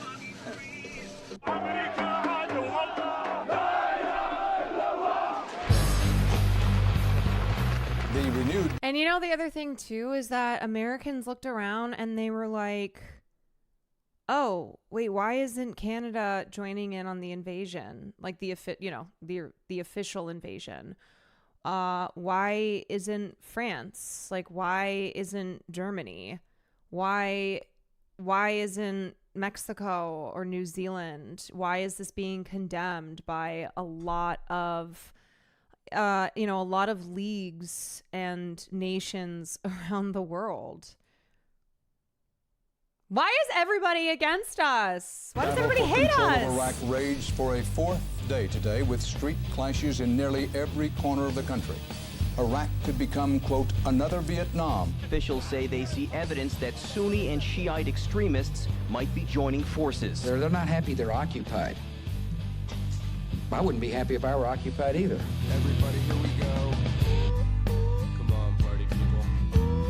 Throw your hands in the air. Come on, party people. 2 Japanese aid workers and a journalist kidnapped by men calling themselves the Mujahideen Squadrons. They threaten to burn the hostages alive if Japan does not withdraw its troops from Iraq within 3 days. What's happened? They attacked our convoy. What's your name? Hamill. Thomas. The Pentagon might Canada keep isn't up to joining, you know it's 24,000 bad. troops Yeah. in combat beyond their tour. I know our numbers in the military have gone down. Yep. You know, they talk about retention. You know, never really expected to be deployed this long. I don't think anybody did. I don't have any clue as to why we're still in Iraq. Donald Rumsfeld. Yeah, and that's what happened is people started asking, what are we doing? Why are we still over there? What have we accomplished? Because all I know is that a lot of people have died.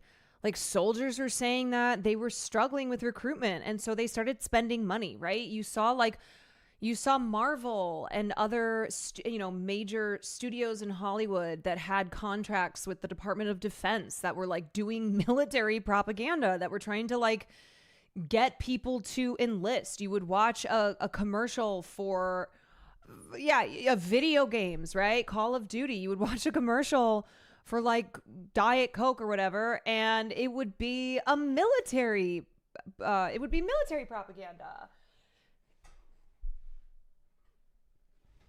Most deployments were like 15 months at this time. Yes, and public support for the war when we first invaded, public support was up to 70% because they had engaged in an extensive public campaign where, of course, famously lied about weapons of mass destruction, did a whole, brought out the theatrics, Colin Powell in front of the UN, talked about how, made the connections between Saddam Hussein's regime and Al-Qaeda, and talked about how we need to liberate people in Iraq. And this isn't just, this isn't about just revenge for 9/11. Like, we have to go in there and save these people, blah, blah, blah. And so support was at 70%, and it just kept going down, down, down, down, down. If I was here, I'd ask him for his resignation. With the war not going as planned and the military in need of many more troops, where would they find the new recruits? Military experts say 3 times the 120,000 U.S. troops now deployed would be needed to pacify and rebuild the country. They would find them all across America, in the places that have been draft. destroyed by the economy, places where one of the only jobs available was to join the Army, places like my hometown of Flint, Michigan. And I was watching TV one day, and they showed like some of the buildings and areas that had been hit by bombs and things like that. And while watching, I got to thinking, like, it's parts of Flint that look like that. Exactly. And we ain't been in a war. Look at the neighborhood I live in. Most of them are abandoned. I mean, that's not right. You want to talk about terrorism? Come right here. Yeah. President Bush right here. Come right here. He knows about this corner. I emailed him. At the end of January of '04, the unemployment rate in Flint was actually 17%, but you have to take into consideration as well that when your unemployment runs out, you're no longer counted. I would say that we're probably close to at least 50% not working or underemployed. Yeah, we know the numbers, okay? We know that Army recruiters disproportionately will visit high schools that are in middle to lower income communities. And same with JROTC, so that's the U.S. Army Junior Reserve Officers Training Corps. Those programs that are across the nation, they are disproportionately in high schools where like the majority of students are eligible for free or reduced lunches because they are lower income. So this is what we call the poverty draft, right? The military forever has viewed poor young people in this country as food for its machine, where, we can get rich off of preying on the poor in this country. And our politics, our political system keeps them poor. They have no upward, chance for upward mobility. There are very limited economic opportunities. And so we will offer them a chance. Where it's like, look, let's say you're undocumented, okay? Let's say your family is undocumented and you are trying to get citizenship. Hey, we'll offer you fast track citizenship. We will offer you relief from having to spend the money to go to college. You will have real prospects here. And it's the pitch that they give to people from underserved communities, people who do not have a lot of options. Yeah, and now those same immigrants are being detained by ICE. Yes, soldiers have come back from being deployed and have been arrested and deported by ICE.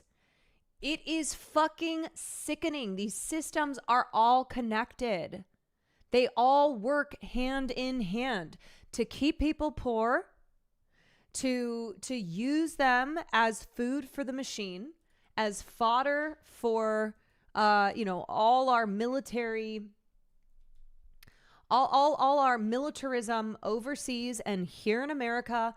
And then when we're done with them, we spit them out.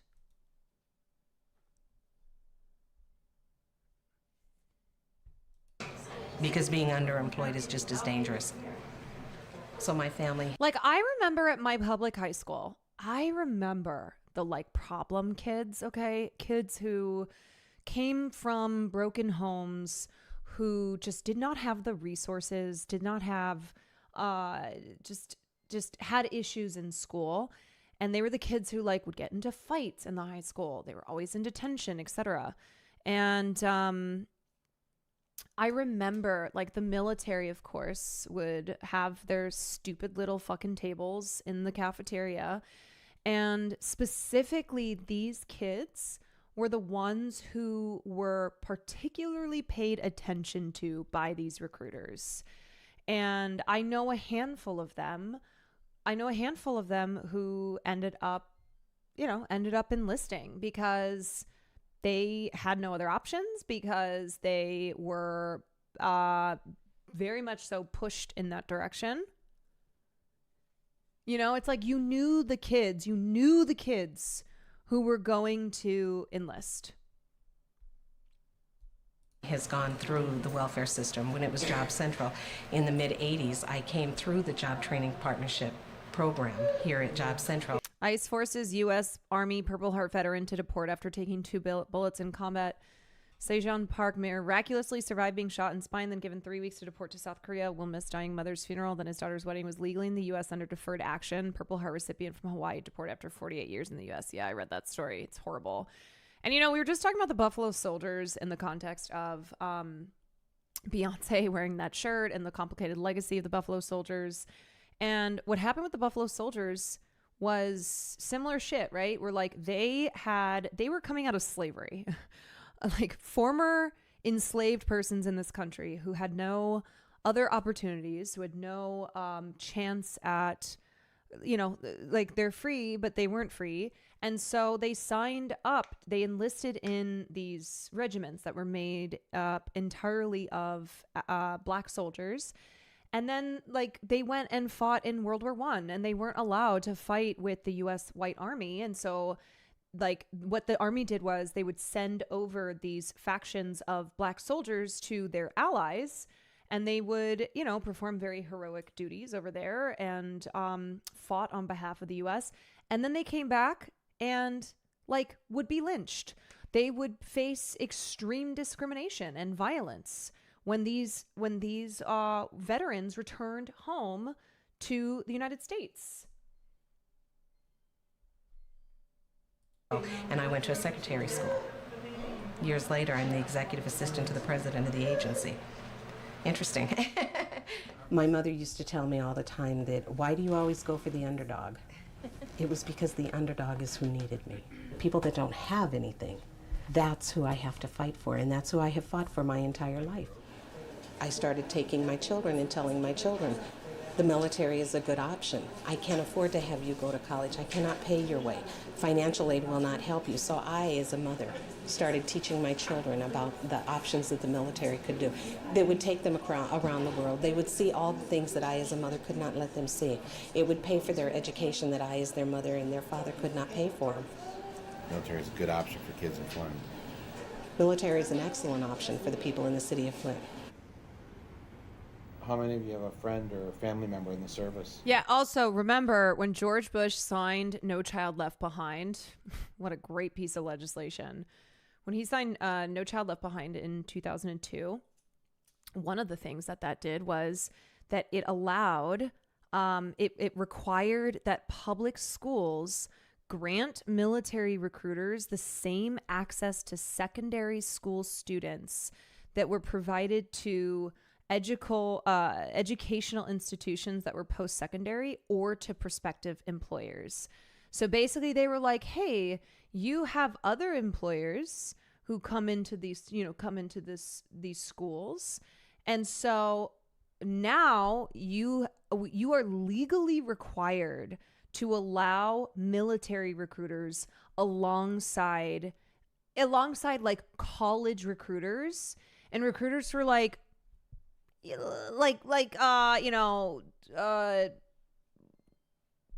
sorry, there's this beeping noise. Recruiters for not just the trades. Yes, thank you. Yes. Trade school. Yes. Anybody currently serving overseas? brother of mine. My cousin. Yeah, cousin. Where's your brother? Iraq. Germany. Hung around for free pizza, but was My never going to cousin got join. shipped off to Iraq like 3 days ago. Dang. There's like a Army or Navy recruiter or Marines recruiter up there almost every week. Yeah. He's in the lunchroom recruiting students from out the lunchroom. There are people with a calling. Most serve 1 weekend a month and 2 weeks a year. Earning money for college. Protecting their community. In the Army National Guard, you can. I'm going into the Air Force myself. I'm gonna take a year off probably after high school, and then just go and make a career. I want to be an aircraft maintenance technician. I ran into a recruiter, and there was something I noticed about it, and this is kind of on another. It was just I noticed it was odd. It was more like he was hiring me for a job than recruiting me for the Army. It was the way he approached me. Yeah, approached it's me. so Wasn't predatory. borders, books, and music. He just came up. It was like he was handing us a business card. He had business cards made for the Army and everything.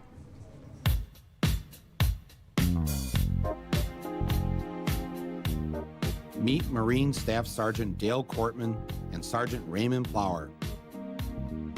They are two. So, like, look, why do you think why do you think there's always, when we talk about there's always money for war, but not money for the poor, right?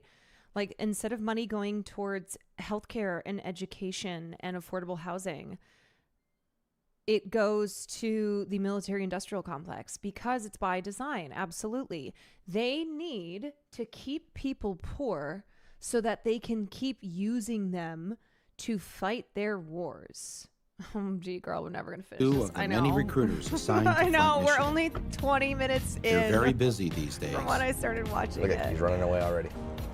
Not Christian. Thank you for the 21 months. What do we got here? Need a little gangster. Yeah. Look, I'm just Red trying to over to the react Portland hard Mall right enough. They decided not to go to the wealthier Genesee Valley Mall in the suburbs. They have a hard time recruiting young people there. Instead, they went to the other mall. Let's go in through Mervyn's. In through Mervyn's. And then we can walk straight down. Straight down. LFGO, I can finally drink in here. Gents, you know we're looking at you, right? You guys ever think about joining up? Thought about going to college and playing basketball. Okay. They're You like, any good? no. All right, especially basketball. Good. You can play ball for the Marine Corps as well. You know, travel around the world, getting on the Marine Corps basketball team. David Robinson was in the military as well. Oh, was so yeah, you can definitely hook it up. So. Right now, there's somebody out there who wants to be a Marine but has no idea how to do it. Where you work at? I work at KOC on Sweet. Dorton Lapeer. You can hook us up with some deals. Yes. They're waiting to get recruited. I don't know. I was probably gonna try to get a little career in music or something. Career music. Maybe we can get you a career in music. You know, let the Marines go for it. I'm sure you know who Shaggy is, right? Oh Yeah. my God, You know anything about him? Yeah, he the Jamaican. Yeah? How about a former Marine? Oh. Did you know it? You definitely need to know discipline if you're going to get into music. Yeah, I understand. Especially discipline with the money. Oh, yeah, they fucking You lie. Make a million, Oh, you can yeah. manage that money. So All come the in time. the office, we can sit down and talk, show you everything we know about the Marines. Sound like a plan? What do you got going on later this afternoon? How about tomorrow? We say right around 10 o'clock Monday morning. Yeah, that sounds pretty good. Okay. You want me to come pick you up? Better to get them when they're ones and twos. Hey, pal. And Staff work on them that Sergeant way. How are you? Ladies, you ready to join up? Green hat right behind us. Ladies, Looks we're living in a young. world He's of young. feminism Yeah. now. Yeah, Right, we got two over here. Yeah. Right over by the red van. Yeah. You go that way, I go this way. We corner Women on. can serve You're in their the ninth country, grade. too. Man, you look older than ninth grade, so. Yes, sir. All right, here's my card. You ever thought about being a Marine, man? I thought about it. I got a wife and kid now, so. Okay. Even more reason to join up. What I want to do, ma'am, real quick, is just get some information from you so I can scratch you off my list saying I've already talked to you and you know you're not interested. Is that cool? All right. What's your name? What's your phone number? Yeah, Oh, what's Irish your address, Defense Mario? Forces, very different from the However, United States. You know, one would love to have that chance to experience college life, you know, and stuff. Yeah, like, do you think that they want to go into the military? Listen to them. They're like, yeah, I'd like to go to college. I'd like to have a music career. Like, of course not. No. They are not dreaming of being recruited. People can do without having the risk of dying in the process, I guess I can say candidly. Now, I'm not saying you don't have individuals who come from military families who it's been drilled into them since they were born, who have, like, you know, this very strong sense of, no, this is what I was born to do. I didn't want to do it, but I didn't see any other option. Yeah, you're like one of these guys. Just another night, in the fact that we want to give our guys a little bit time off, a little bit time to relax. However, we are in a combat zone. My soldiers do recognize that fact. Everybody's so a little mad. bit nervous about it. So mad. Makes me so We're mad. professionals. We're going to take care of you. I promise. Every house here has the right to have weapons. Maximum, one AK-47. We always expect the targets to be armed. I need water. Rock and roll. Fucking bolt cutters. This goddamn thing, try doors open. Pop this in there. You better watch out. You better not cry. You better not pout. I'm telling you why. Why? Santa Claus is coming to town. Gather round. He's making a list, checking it twice. He's gonna find out who's naughty and nice. Santa Claus is coming to town. He sees you when you're sleeping. He knows when you're away. He knows if you've been bad or good, so be good for goodness sake. You better watch out. Hey, Adele, just hold up. لا تبكي صحي النيا لا تبكي بس انا اساله صحي النيا No. Where's she going? I'll go with her. Where's she going? She's gonna call him. She's gonna call him? Yeah. No. Just where is he at right now? I need Have you seen this? I'll look at it Is he after. in the house? Is he in the house? Passarelli! Is he in the house? Passarelli! He is in the house. Where? This is him? Get up there, second floor. Watch out. Go. Watch out, Adele, watch out. Hey, one coming up! That's Sahib Al-Duri. What's your name? Sahib. This is Sahib. شو مسوي صاحبي الله شو مسوي شو مسوي طالب من الجامعة الله بوسي Tell them to calm down. Guys, moving up to the roof, wait one. Will not be long.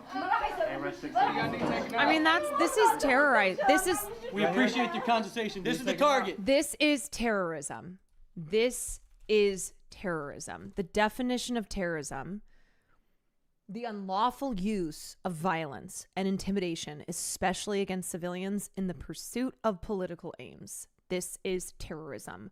Putting this fear in civilians so that then they, that then you can just do whatever you want. Like terrorizing a population. Sahib Al-Duri, bring him out. Breaking into their homes in As the you middle go of back the to night, old holding them at saying, gunpoint. win the hearts and minds of the people. That's our job. We have to bring the ideal This has of democracy been and freedom Palestinians' to the reality country and show them that the American people are not here to rule Iraq. for decades. This is what ICE does. The intimidation, the fear is a big part of it. Why don't you tell us, God keep you, what did he do? I start doing evidence turn-in. That process takes about 3 hours, so that's going to be it for the night, and that includes Christmas Eve. And because Palestinians in occupied Palestinian territories don't have rights, the IOF comes in and just steals them away in the middle of the night, and then they're tried in military courts. Like, you have children being held Absolutely. in administrative I'm extremely detention. proud American. I think I'm probably more proud than the average Jill. With When I put no my end in flag out, I sight. can't allow it to touch the ground. Because I know the lives that were lost and the blood that was shed so that I could be here and have a flag. All right, how often do you put the flag out? Every single day. Every girl. single day. I started when my daughter was in Desert Storm. I had the same flag flying on my front porch and the same yellow ribbons, praying and hoping every single day that my child would come home safe and that everybody's child would come home safe. And she did. And she did.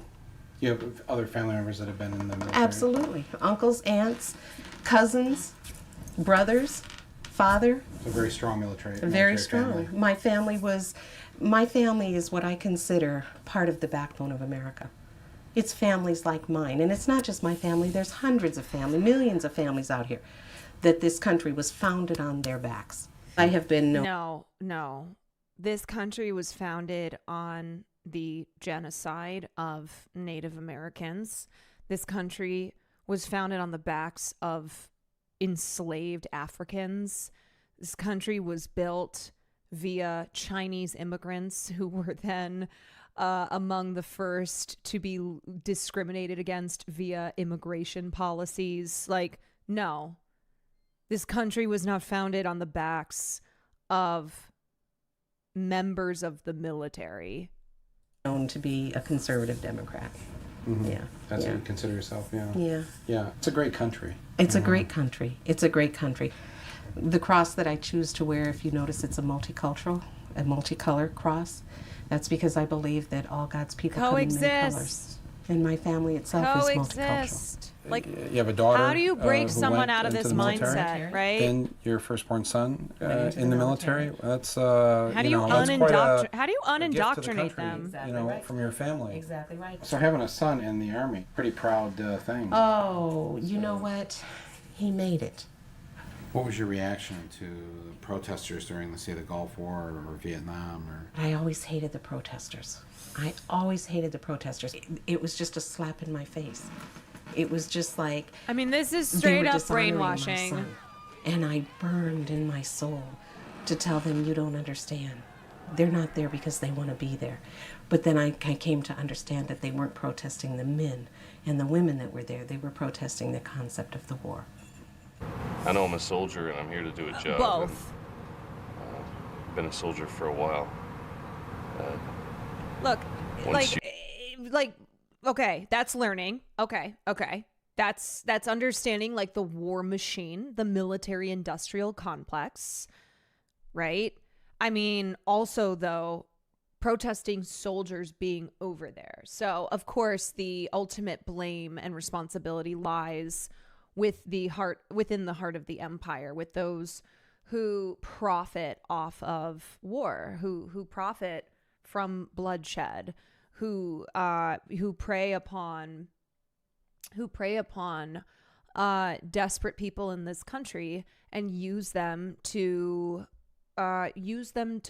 murder civilians in other countries and enrichen the pocketbooks of, like, a very small group of people. You have to go and do your job, and you see the things that you see. I was saying there's some disillusionment in that. Lieutenant Commander fully expects us to be attacked in some type of way before we get to Farshell. I know that so far it's been pretty calm, not much has happened, but be aware that it can and it probably will.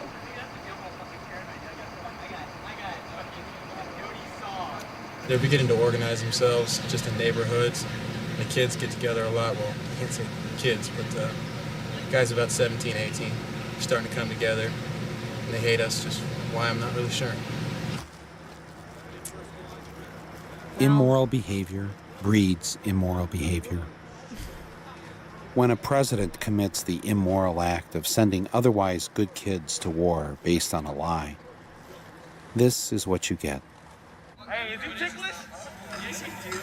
Don't tell me you don't know what it is. Yeah. I mean, it's giving IDF soldiers having bombed and raided the houses of Palestinians and then dressing in the lingerie of that belonged to the woman who lived there, and then taking photos of it, right? Like making a mockery out of the violence that they have caused. Why are you touching somebody else? He touched his dick. This is dehumanization. To have these people shoot at us, kill us, blow us up, whatever means they can, And I don't understand it. We're trying to help these people, and it seems they don't want our help. Get out of here. But the minute something goes wrong with them, oh, why weren't you here? Why didn't you do this? You know, I hate this country.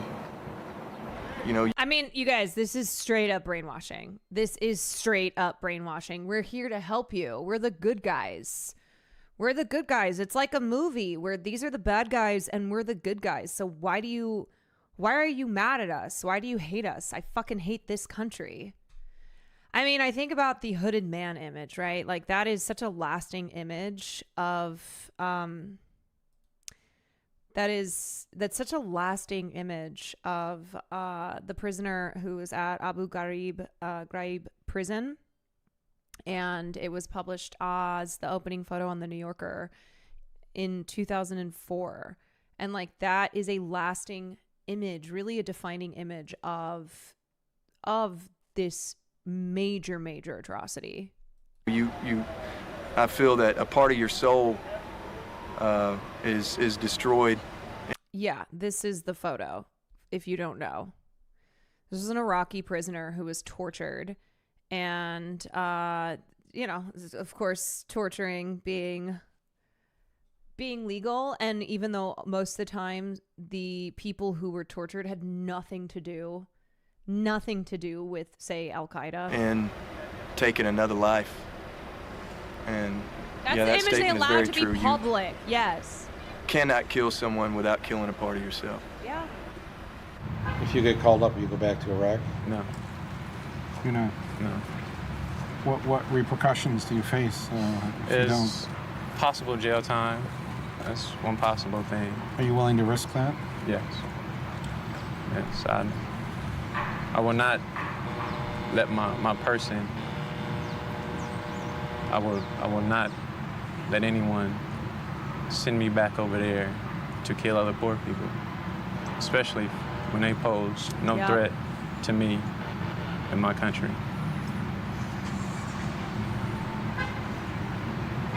I won't do it. This is an impressive crowd, the haves and the have-mores. Some people call you the elite. I call you my base.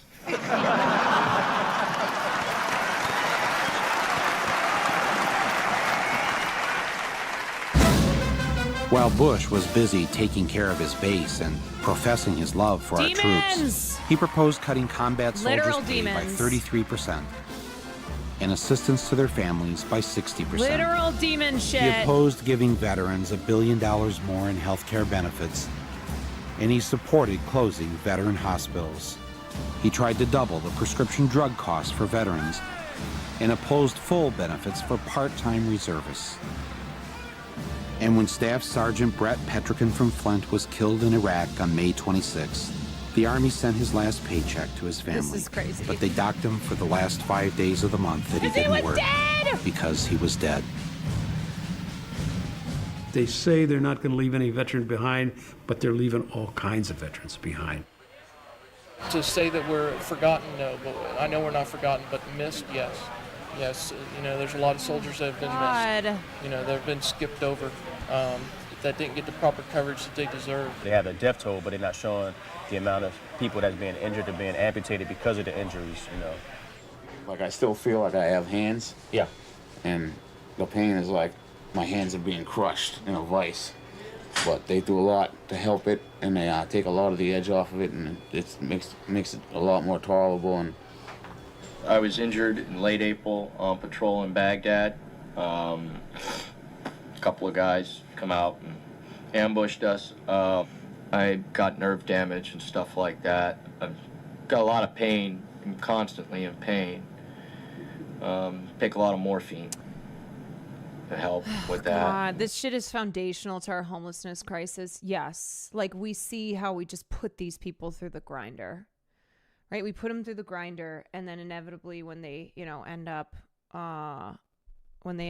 homeless, not all of them, but a lot of them, then we look at it as a moral failing, right? Like, as a human being in this world, it should pull you up short to see another human being, like, on the streets without food, without shelter. That is not something that we should normalize in this world, especially not in this country.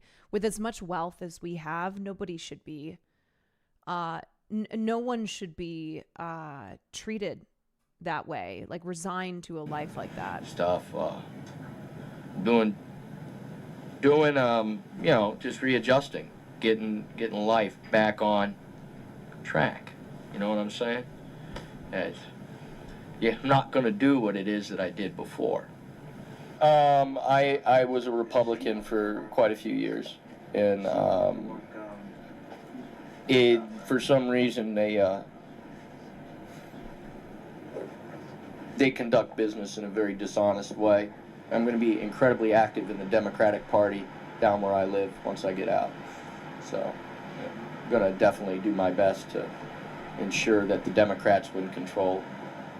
Iraq, Baghdad, I didn't know anything of those things.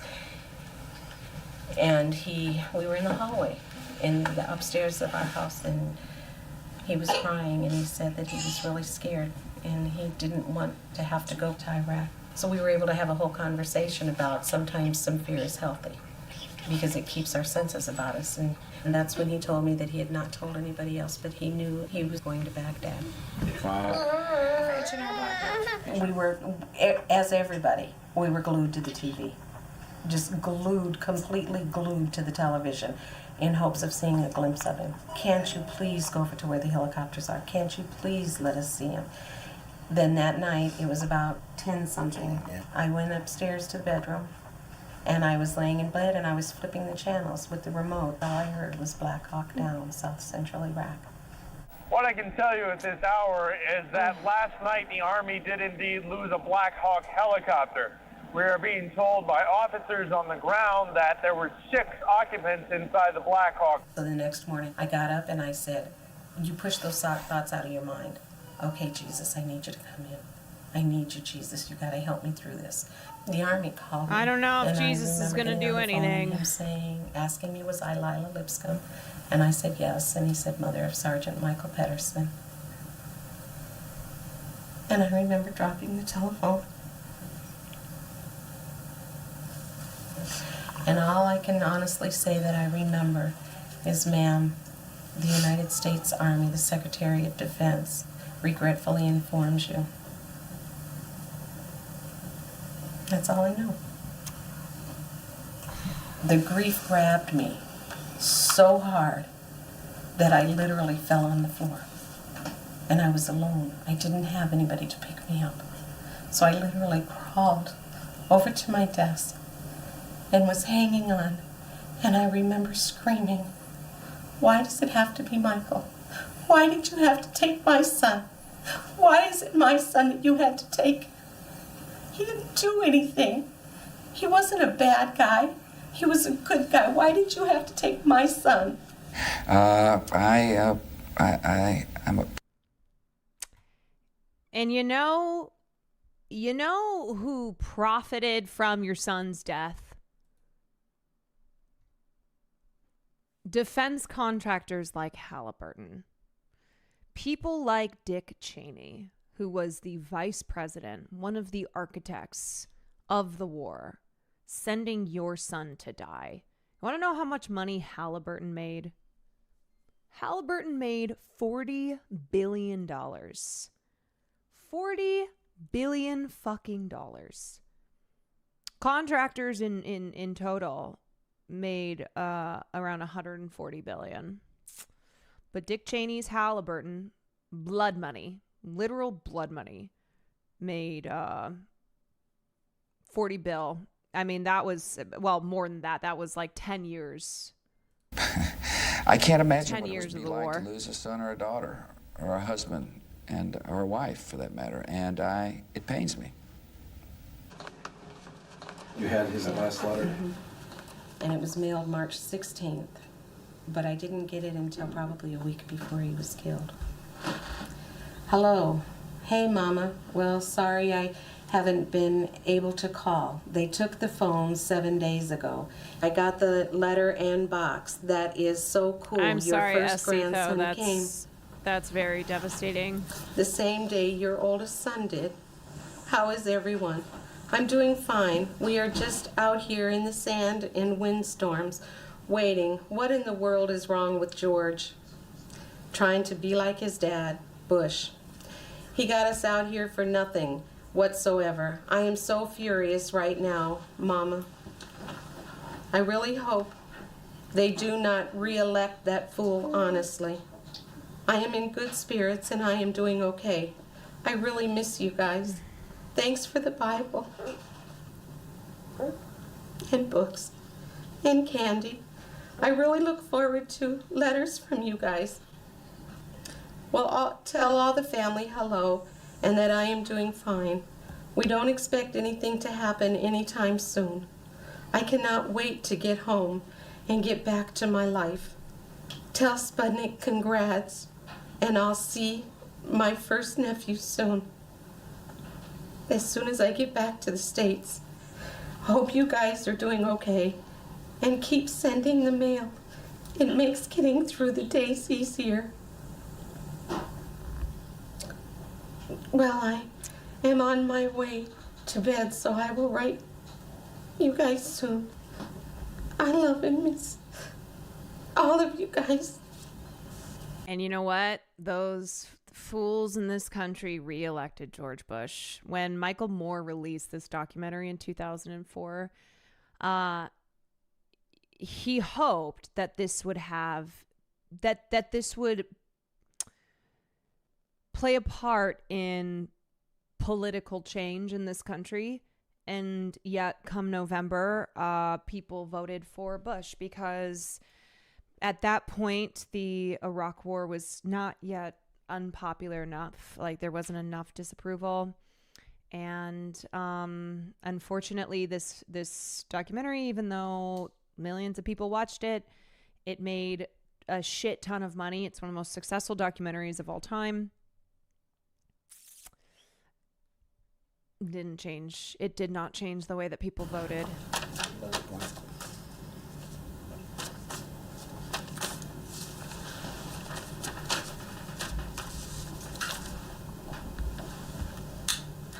I want him to be alive, and I can't make him alive. But your flesh just aches. You want your child, it's out of sync. A parent is not supposed to bury their child. I feel sad for my family because we lost our son. But I really feel sorry for the other families that is losing their kids as we speak. And for what? I don't. That's the, I guess, the sickening part. For what? You've heard a lot about Halliburton lately. Criticism is okay. We can take it. Criticism is not failure. Our employees are doing a great job. We're feeding the soldiers. We're rebuilding Iraq. Will things go wrong? Yeah. You're so right that John Kerry, who has multiple Purple Hearts, he was mocked by Republicans.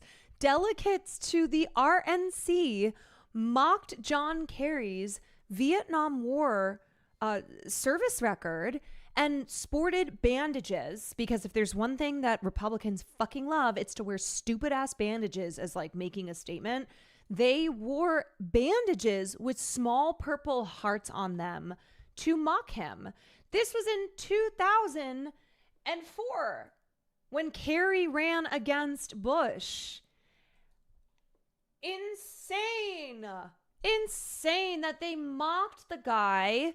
They mocked the guy who had an actual service record and had Purple Hearts from Vietnam. Like crazy. The Republicans in this country, as they were pushing forward. Sure they will. It's a war zone. We're serving the troops because of what we know, not who we know. Well, let me tell you about Halliburton, the company I ran. I'm very proud of what I did at Halliburton. The people of Halliburton are very proud of what they've accomplished. And, These people should not know any don't feel any peace. need to apologize. This motherfucker's company made $40 billion And 20 years later, the Democrats brought him around being like, look at this big tent we have. We love war criminals. We love motherfuckers who should be rotting in prison. For the way I've spent my time over the last 5 years as the CEO and chairman of a major American corporation. Yeah, this is also an attempt to divert attention away from the fact they have no energy policy. And as the Secretary of Energy said, we were caught unawares. Unawares.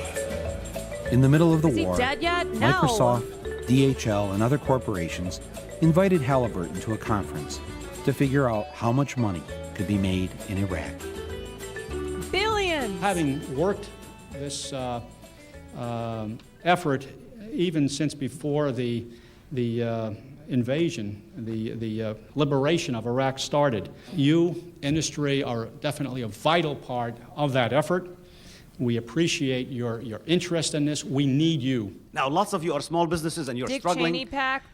How do we get piece of this big action? All of you, the big guys, are going to get it, and the rest of us who have subcontracting capability or none at all. USTDA is for you. Once that oil starts flowing and money coming, it's going to be lots of money. It's the second largest reserve of oil in the world. There's no question about how much money is that. I've been getting complaints from Iraqi firms and from American firms that the lack of transparency, the corruption, I think the profits that American companies are making, the main companies, are so overwhelming. I mean, like when you have a line item for $1 million and you subcontract it out for $50,000 or $60,000 or $70,000, that's a huge profit. And it's the American taxpayer that's going to pay for that. And it's going to get better. Start building relationships, because it's going to get much better as the oil flows and their budget increase. And the good news is, whatever it costs, the government will pay you. War is always good for certain companies, I mean, that are in the war, the business of war.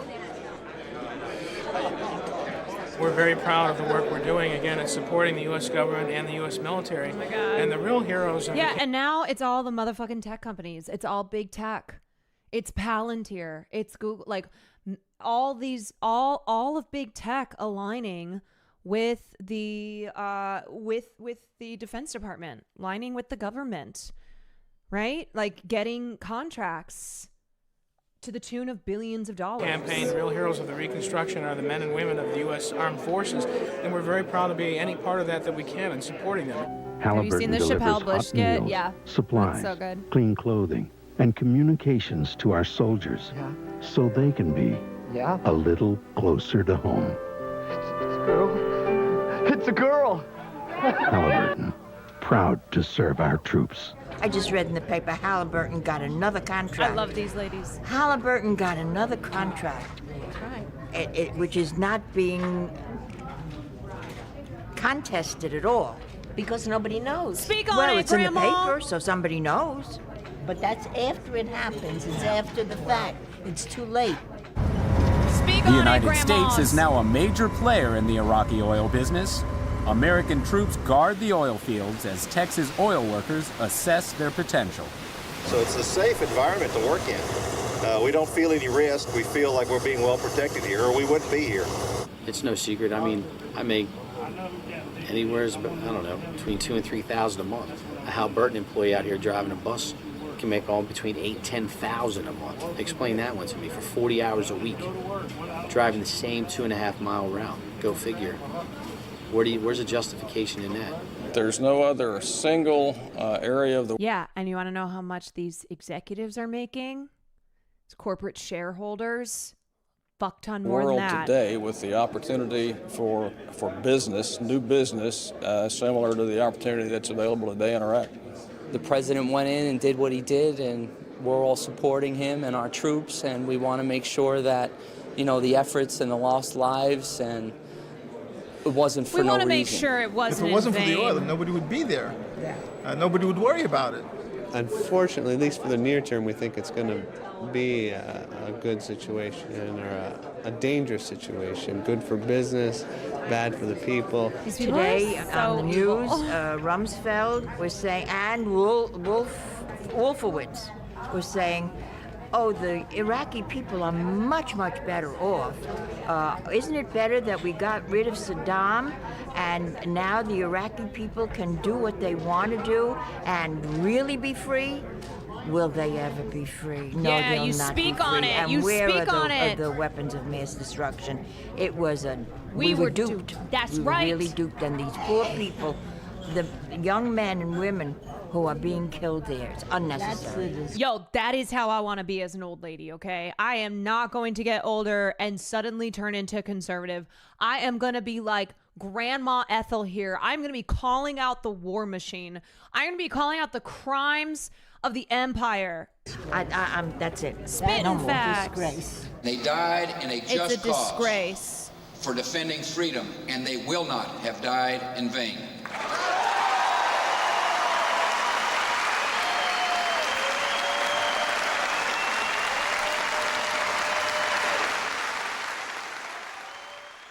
Lila had called to tell me that she was coming down from Flint to Washington, D.C. to attend a jobs conference. Where's a shoe when you need On her it? break, she said she was going to go and pay a visit to the White House. Let's hope the revolution happens before you're at that age. Who's killed children? Iraqi children. My son killed. Kill my people in Spain. Yesterday. Yes.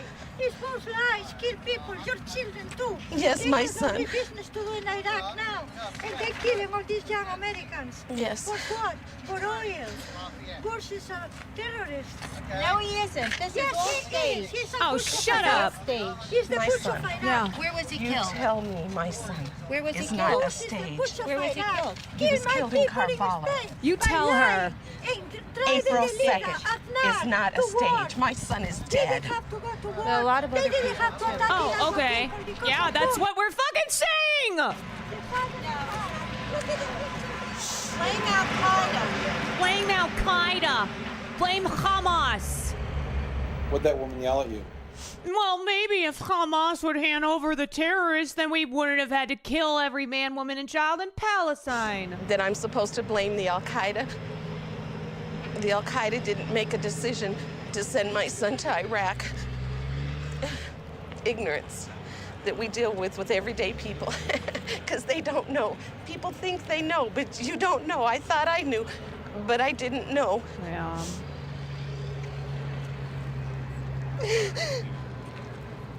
I need my son.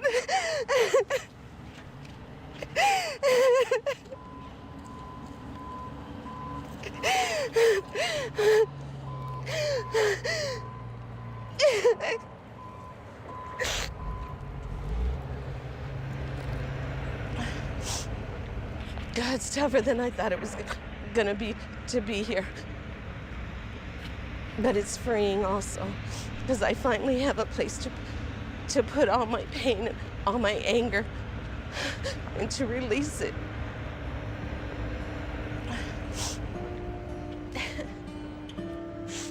I guess I was tired of seeing people like Lila Lipscomb suffer, especially when, out of the 535 members of Congress, only one had an enlisted son in Iraq.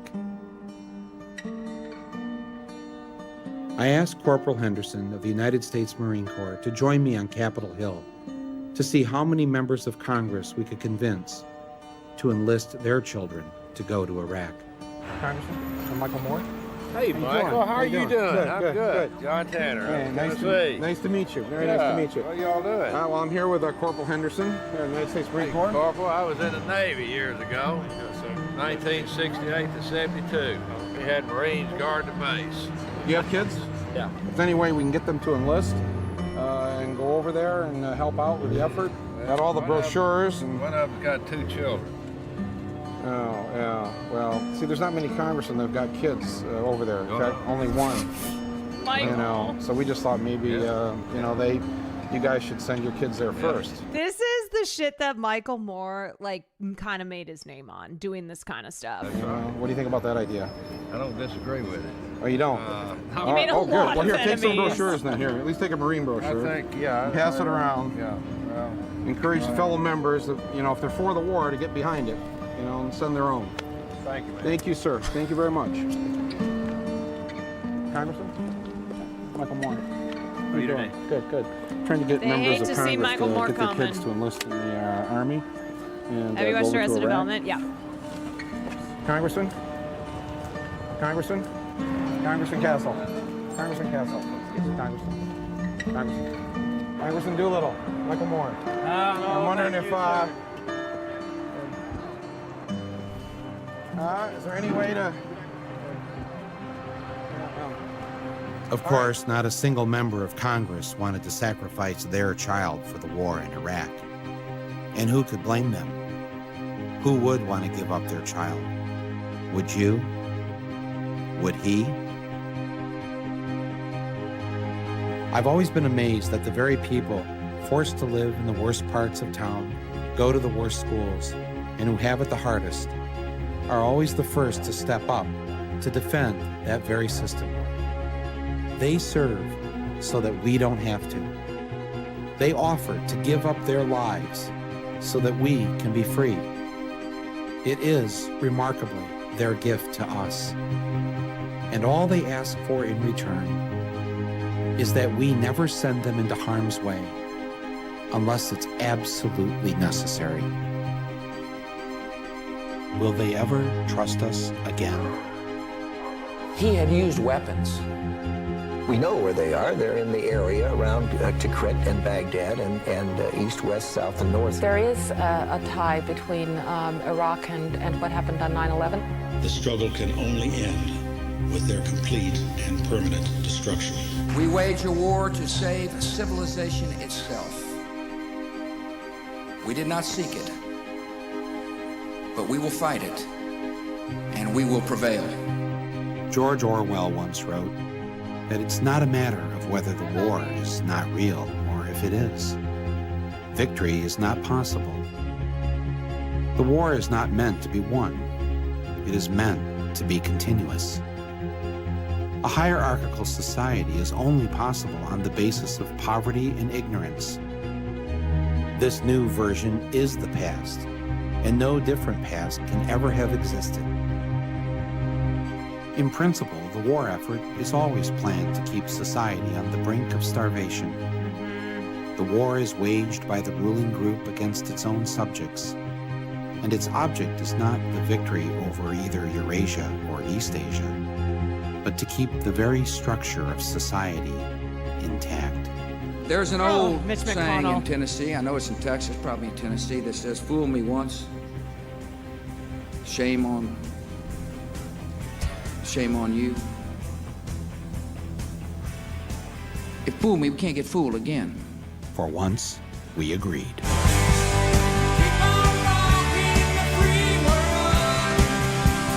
Oh my God.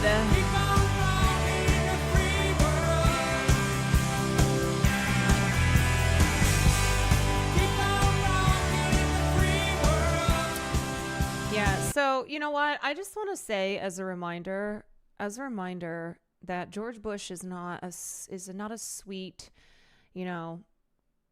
guy who likes to paint and likes to share candies with Michelle Obama when they're sitting at Joe Biden's inauguration, and that, he and the other past presidents have come together to oppose Donald Trump. No, he's a fucking war criminal. They all are. And, as far as we have learned nothing, well, I wouldn't say it's that we haven't learned anything. I think that there are plenty of people who, just look at the response, look at the response when the U.S. was like, yeah, we're gonna do this shit to Iran. We're gonna run things back, and people are exhausted by it because it's been 20 years and their lives haven't improved, and in many ways they feel have experienced their quality of life going down, and they are being told the same things that they've been told for decades. This is probably one of the best films we've watched. Thank you. Yeah, look, Michael Moore, he's kind of that guy, Again, there are, since then, this documentary is 21 years old. Since then, there have been many documentaries around not just the Iraq War, but of course the invasion of Afghanistan, many of our military invasions in the decades leading up to 9/11, afterwards. So there are absolutely documentaries that go and podcasts and other forms of media that really, really deep dive into all the intricacies, all the things that maybe you thought you know or that you didn't know. But I mean, this coming out when it did and having the impact that it did, unfortunately not on the election, but there were a lot of people who watched this and it made them very angry, and that anger is still there today. I can't hear shit. I hear only... Ow! Can you close my door? Fucking God, I just dropped my phone on my toes. Ow, this hurt. Just close the door. My toes. Oh my God. Could you please just close the door? He is listening to like some football video at the loudest volume, and then I dropped my phone on my toes. Okay, anyway, I'm sorry. I think I've reached that point where I've streamed for too long. Okay. Well, oh man. I cannot believe how much that hurt. I need to stress all this information was readily available. I was still a teen. I knew everything in this video before it came out, and it was like nobody cared. I mean, there were people who cared, but it was just not enough. TrueNon did a great deep dive. Yep. Blowback. Great. You know what the worst thing is about his paintings? He paints post 9/11 war veterans with the objective to honor their courage and sacrifice. Motherfucker, you are responsible for their deaths. Oh my God, I cannot believe how I feel like I broke my toes.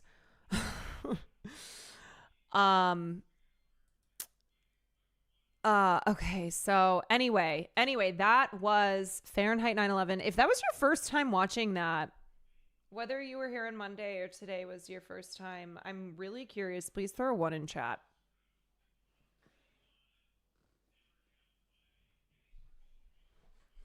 Yeah, we got a lot of people.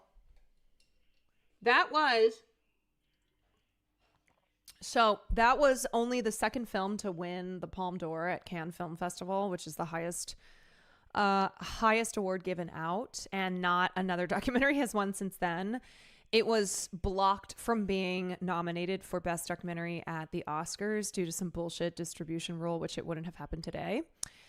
And I think it's still like one of the top 10 grossing documentaries of all time. So like it was insanely popular. If I watched it when I was younger, I'd probably be a leftist earlier. Yeah, I don't know, man. I mean, I think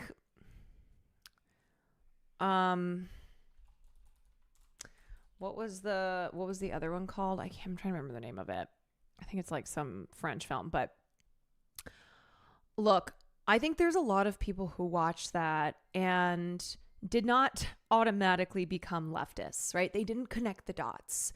They didn't know that there was a political belief system waiting for them. You know, after they watched something like that, after they you know, the anger that they were feeling, needing to put that somewhere, but not knowing where to go with it. And people's individual journeys are not linear, and they're certainly not like you watch one thing, you read one thing, and then boom, overnight you're like anti-imperialist, you're leftist, etc. Some people it is, right? Some people it takes one little spark and then boom, they're totally radicalized. But others, you know, it's a longer journey, especially when maybe you watched that when you were younger and you realized how wrong it was, but it was not necessarily the thing that maybe it kickstarted, right? Maybe it kickstarted your journey towards actual radical left politics. This is the other film, right? Le Monde du Silence. This came out in 1956. It was the first documentary to win the Palme d'Or at Cannes Film Festival. Beep, beep, beep, beep, beep, beep, beep, beep. Liberals used to actually be more anti-war. It certainly sounds that way. It certainly feels that way. And also, if you look at the protests of the 60s, and you're like, what has happened? Renee Rapp's new music video just dropped. If you want to feel something different before ending stream. Yeah, actually, that's perfect. I went from Steven Crowder to Hakeem in like 6 months. That's pretty wild.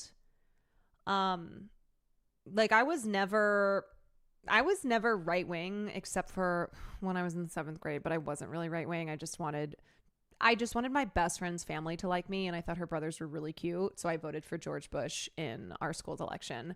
But my family was liberal, so I never was like I'm consuming Steven Crowder or any other right wing chuds, and then ended up where I am. So I'm always like I don't know, like when I look at the journey of right wing, okay, I'm talking Steven Crowder, I'm talking Daily Wire, I'm talking Matt Walsh, like this all the way over to the left, versus like being more in the middle, right? Liberal, and then becoming leftist. Like, I wonder which one is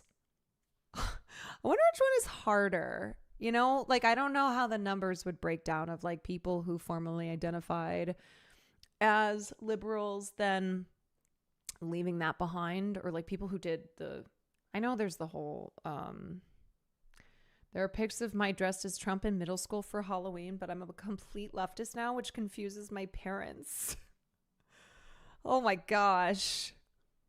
They're like, oh, we don't understand. I said I was Republican in middle school because I liked red better than blue. Those were the kinds of decisions we were making in junior high. We were like, honestly, I just like the color better. My family was always right-wing and racist. I don't know how I wound up the way I am. Well, there's the black sheep in the family, you know?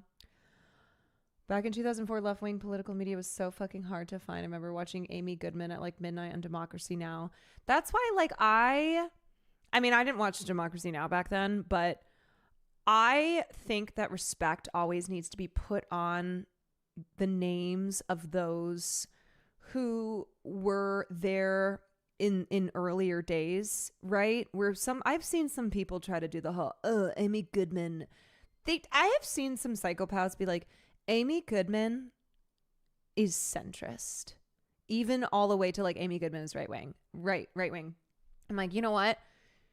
Amy Goodman has been doing this longer than you were alive. And she was instrumental for a lot of people in the early 2000s at a time when there were not a lot of options. There were not a lot of people who were doing political analysis and commentary in the way that she was. So put some goddamn respect on Amy Goodman's name on Democracy Now!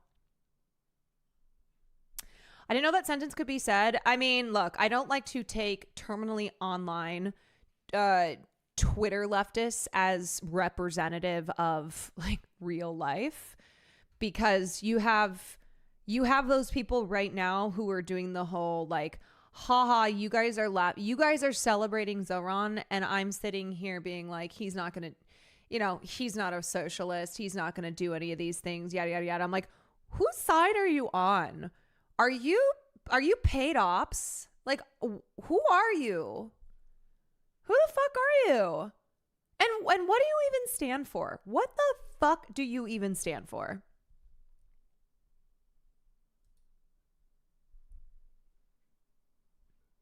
You know?